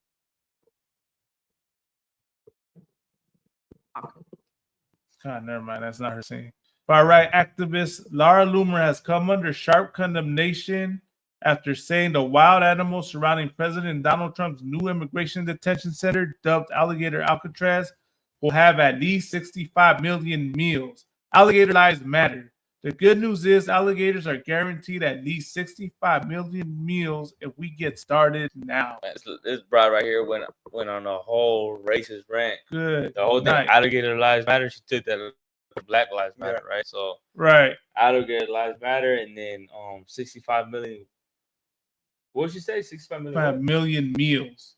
65 million meals, and I believe that's the amount of Hispanics that live in America right now. An estimate of 65 million. Hey, look, and she ain't saying legal or illegal. She said that's like in general. You know what I mean? Okay, sir. 65 million. I believe, right? Is 65 million Hispanics? Right. Something like that. Man, I don't know. Like, that's how many illegal. Like, that's what they want to round up. It's not illegal though. I don't. Legal, it's like illegal. It's just illegal or legal. It's like all of us together. Otherwise, it's everyone rounded up, right? Everybody rounded up. This devil gonna make that comment. This is why you shouldn't have celebrated yesterday, man. And that lets you know that they're damn hypocrites. You said alligators' lives matter. Why is she advocating for the zoos letting free the alligators if alligators' lives matter? Right. You know what I mean? Go free the damn alligators from the zoos. And not only the alligators, but every animal. You know what I mean? If you're going to say alligators' lives matter, you know, they're damn hypocrites. Right. Yeah, no, I think if I could, I think she's being funny. She being sarcastic. Right. You know what I mean? Because he said a beast will get 65 million meals. Alligator lives matter. She's trying to be funny. She's being a devil by saying that. That's what I think. What is it? There's some truth behind every sarcasm they do. Yeah, make a joke out of it. Yeah, make a joke like joke out of shit funny. And if I could, let's go back. Like a lot of what they do remind me of Edom. Like, you know, when he sold his birthright. You know what I mean? Like they do a lot of crying and make it seem like they're victims, and you know we're stealing the jobs, and they trying to make America great again because we brought crime, and when really they did all this. You know what I mean? That's the same crying shit that Esau did when he sold his birthright. He came back from hunting, and then did all that crying. What a birthright gonna do to me? I don't care about no birthright. Then sold it, and then try to blame Jacob. That's what they do. They've been doing this since Genesis. You know what I mean? They the ones that brought crime into America. They're the reason why people fleeing South and Central America trying to come here and for a better life. You know what I mean? And then I don't understand how I see somebody make a post, right? It was like they say come illegally, says the colonizer immigrant. Like, how the hell that makes sense? That don't even make sense. You came over here illegally, and I heard the brother Gadiwan say it too. Like, so what's the legal way to come to America? You know what I mean? Was it the way that Europeans came? Was it the way that black people came on slave ships? What's the legal way? Like, they do so much crying, and if you're not smart, you will fall victim for it. You know what I mean? You'll fall victim to it, and then next thing you know, you'll be trying to fight and advocate for them. You know what I mean? Salakia. Right. If I could, real quick, this is one cut for anyone listening, right? Whenever you hear a Edomite say that, or Uncle Tom or Tío Tomás say that, ask them, describe to me the immigration process to me. Describe to me, since it's so easy, right? Explain to me how it works and see what they say. They can't, a lot of times they won't say anything because they don't know how it works. There's no line that you got to get into. It's a rigged system. It goes on a lottery. It's complicated. It's not easy for everyone to just get it. You know what I mean? A lot of people come here illegally. At a point, even that right there, right? Like, I'm gonna stop myself right there. Latinos, Mexicans can never be illegal on their own soil. It's such hypocrisy. It's such an oxymoron. That's why, you know, God hates this oppressor, man. And why America has something special coming to it for the evil it's done, man. But that's my piece, man. You know what I mean? I'll pass it up to the next brother. So we close out. we gonna wrap it up, man. We gonna wrap it up with this. But real quick, man, like for Latinos out there, man, you know, we're going through some rough times right now. You know what I mean? And I know a lot of us, we out here trying to fight, trying to protest. You know, a lot of us is really trying to look out for the Raza, though. Like I said, a lot of us are Right. trying to, you know, patrol the streets, warn people when ICE is around. The whole thing of grocery shopping for you know, illegal immigrants, going out your way to a vendor, you know, giving them money. Sometimes they're selling fruits and vegetables, fruits, flowers, cost $5, $10. You're over there shooting them $200 so they can, you know, get up out the way, go home. So that, you know, we're putting some effort into this. But man, don't let holidays stop your zeal of trying to help the Raza. Right. You know what I'm saying? Yeah, like how you gonna try to help the people out, but when 4th of July come around, you're like, all right, you know what? Let's celebrate the 4th of July. What's the next holiday coming up? I think it's, let's go to the major ones, which is Halloween, Christmas, Thanksgiving, Labor Day. Like, come on, man. Like, all that gotta get cut off. Right. You know, and your oppressor does not respect you when you out there trying to be down for the people, protest for the people, help out the Raza, but then you go celebrate Labor Day. Right. Then you go celebrate Halloween and Thanksgiving and Christmas.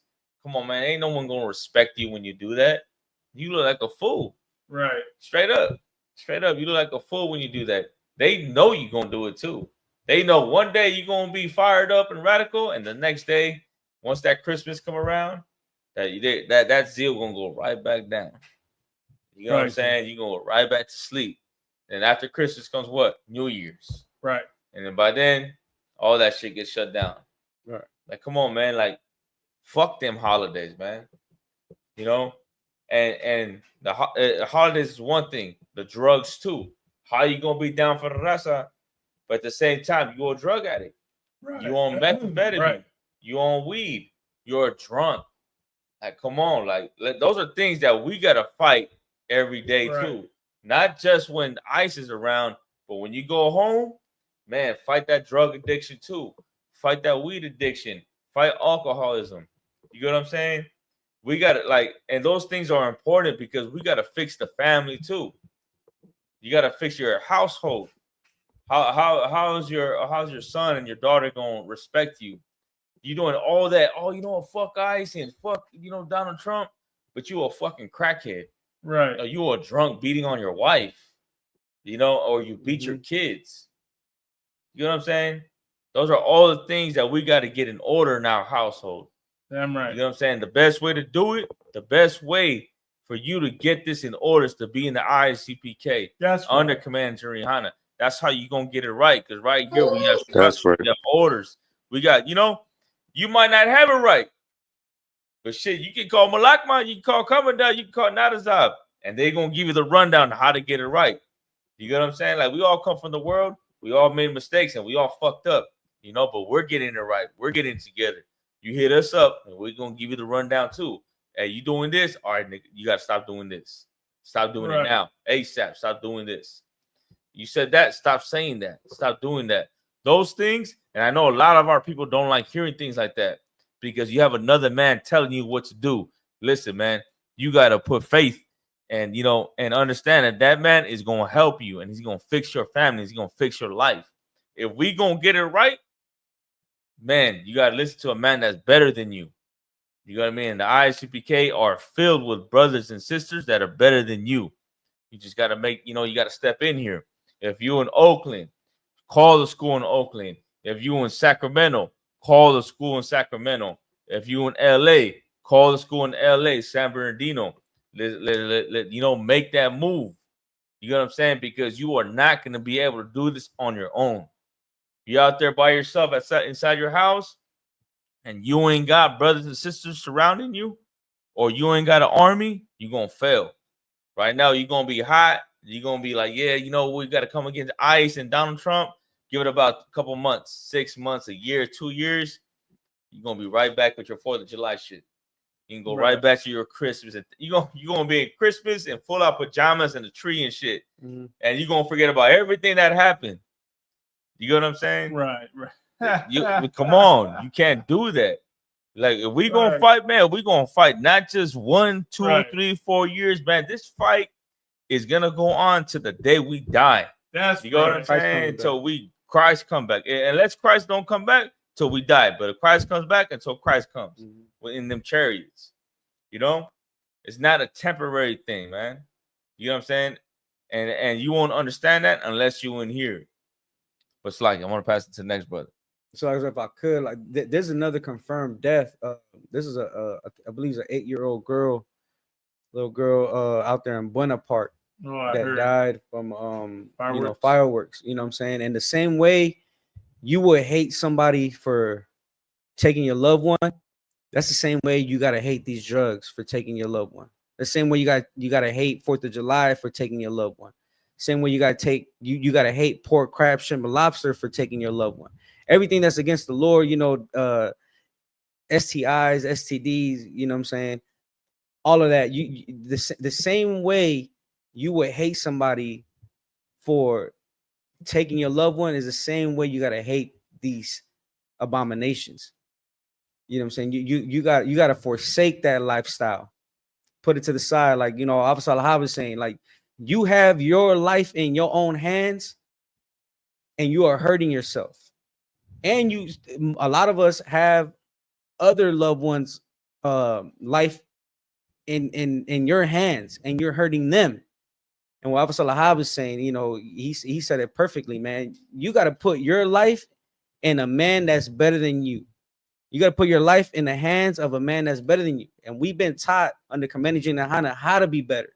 And you could trust, and what Officer Lahab said, have faith that we're gonna make your situation better, where you stop hurting yourself, and you can learn how to become better to teach others how to stop hurting themselves.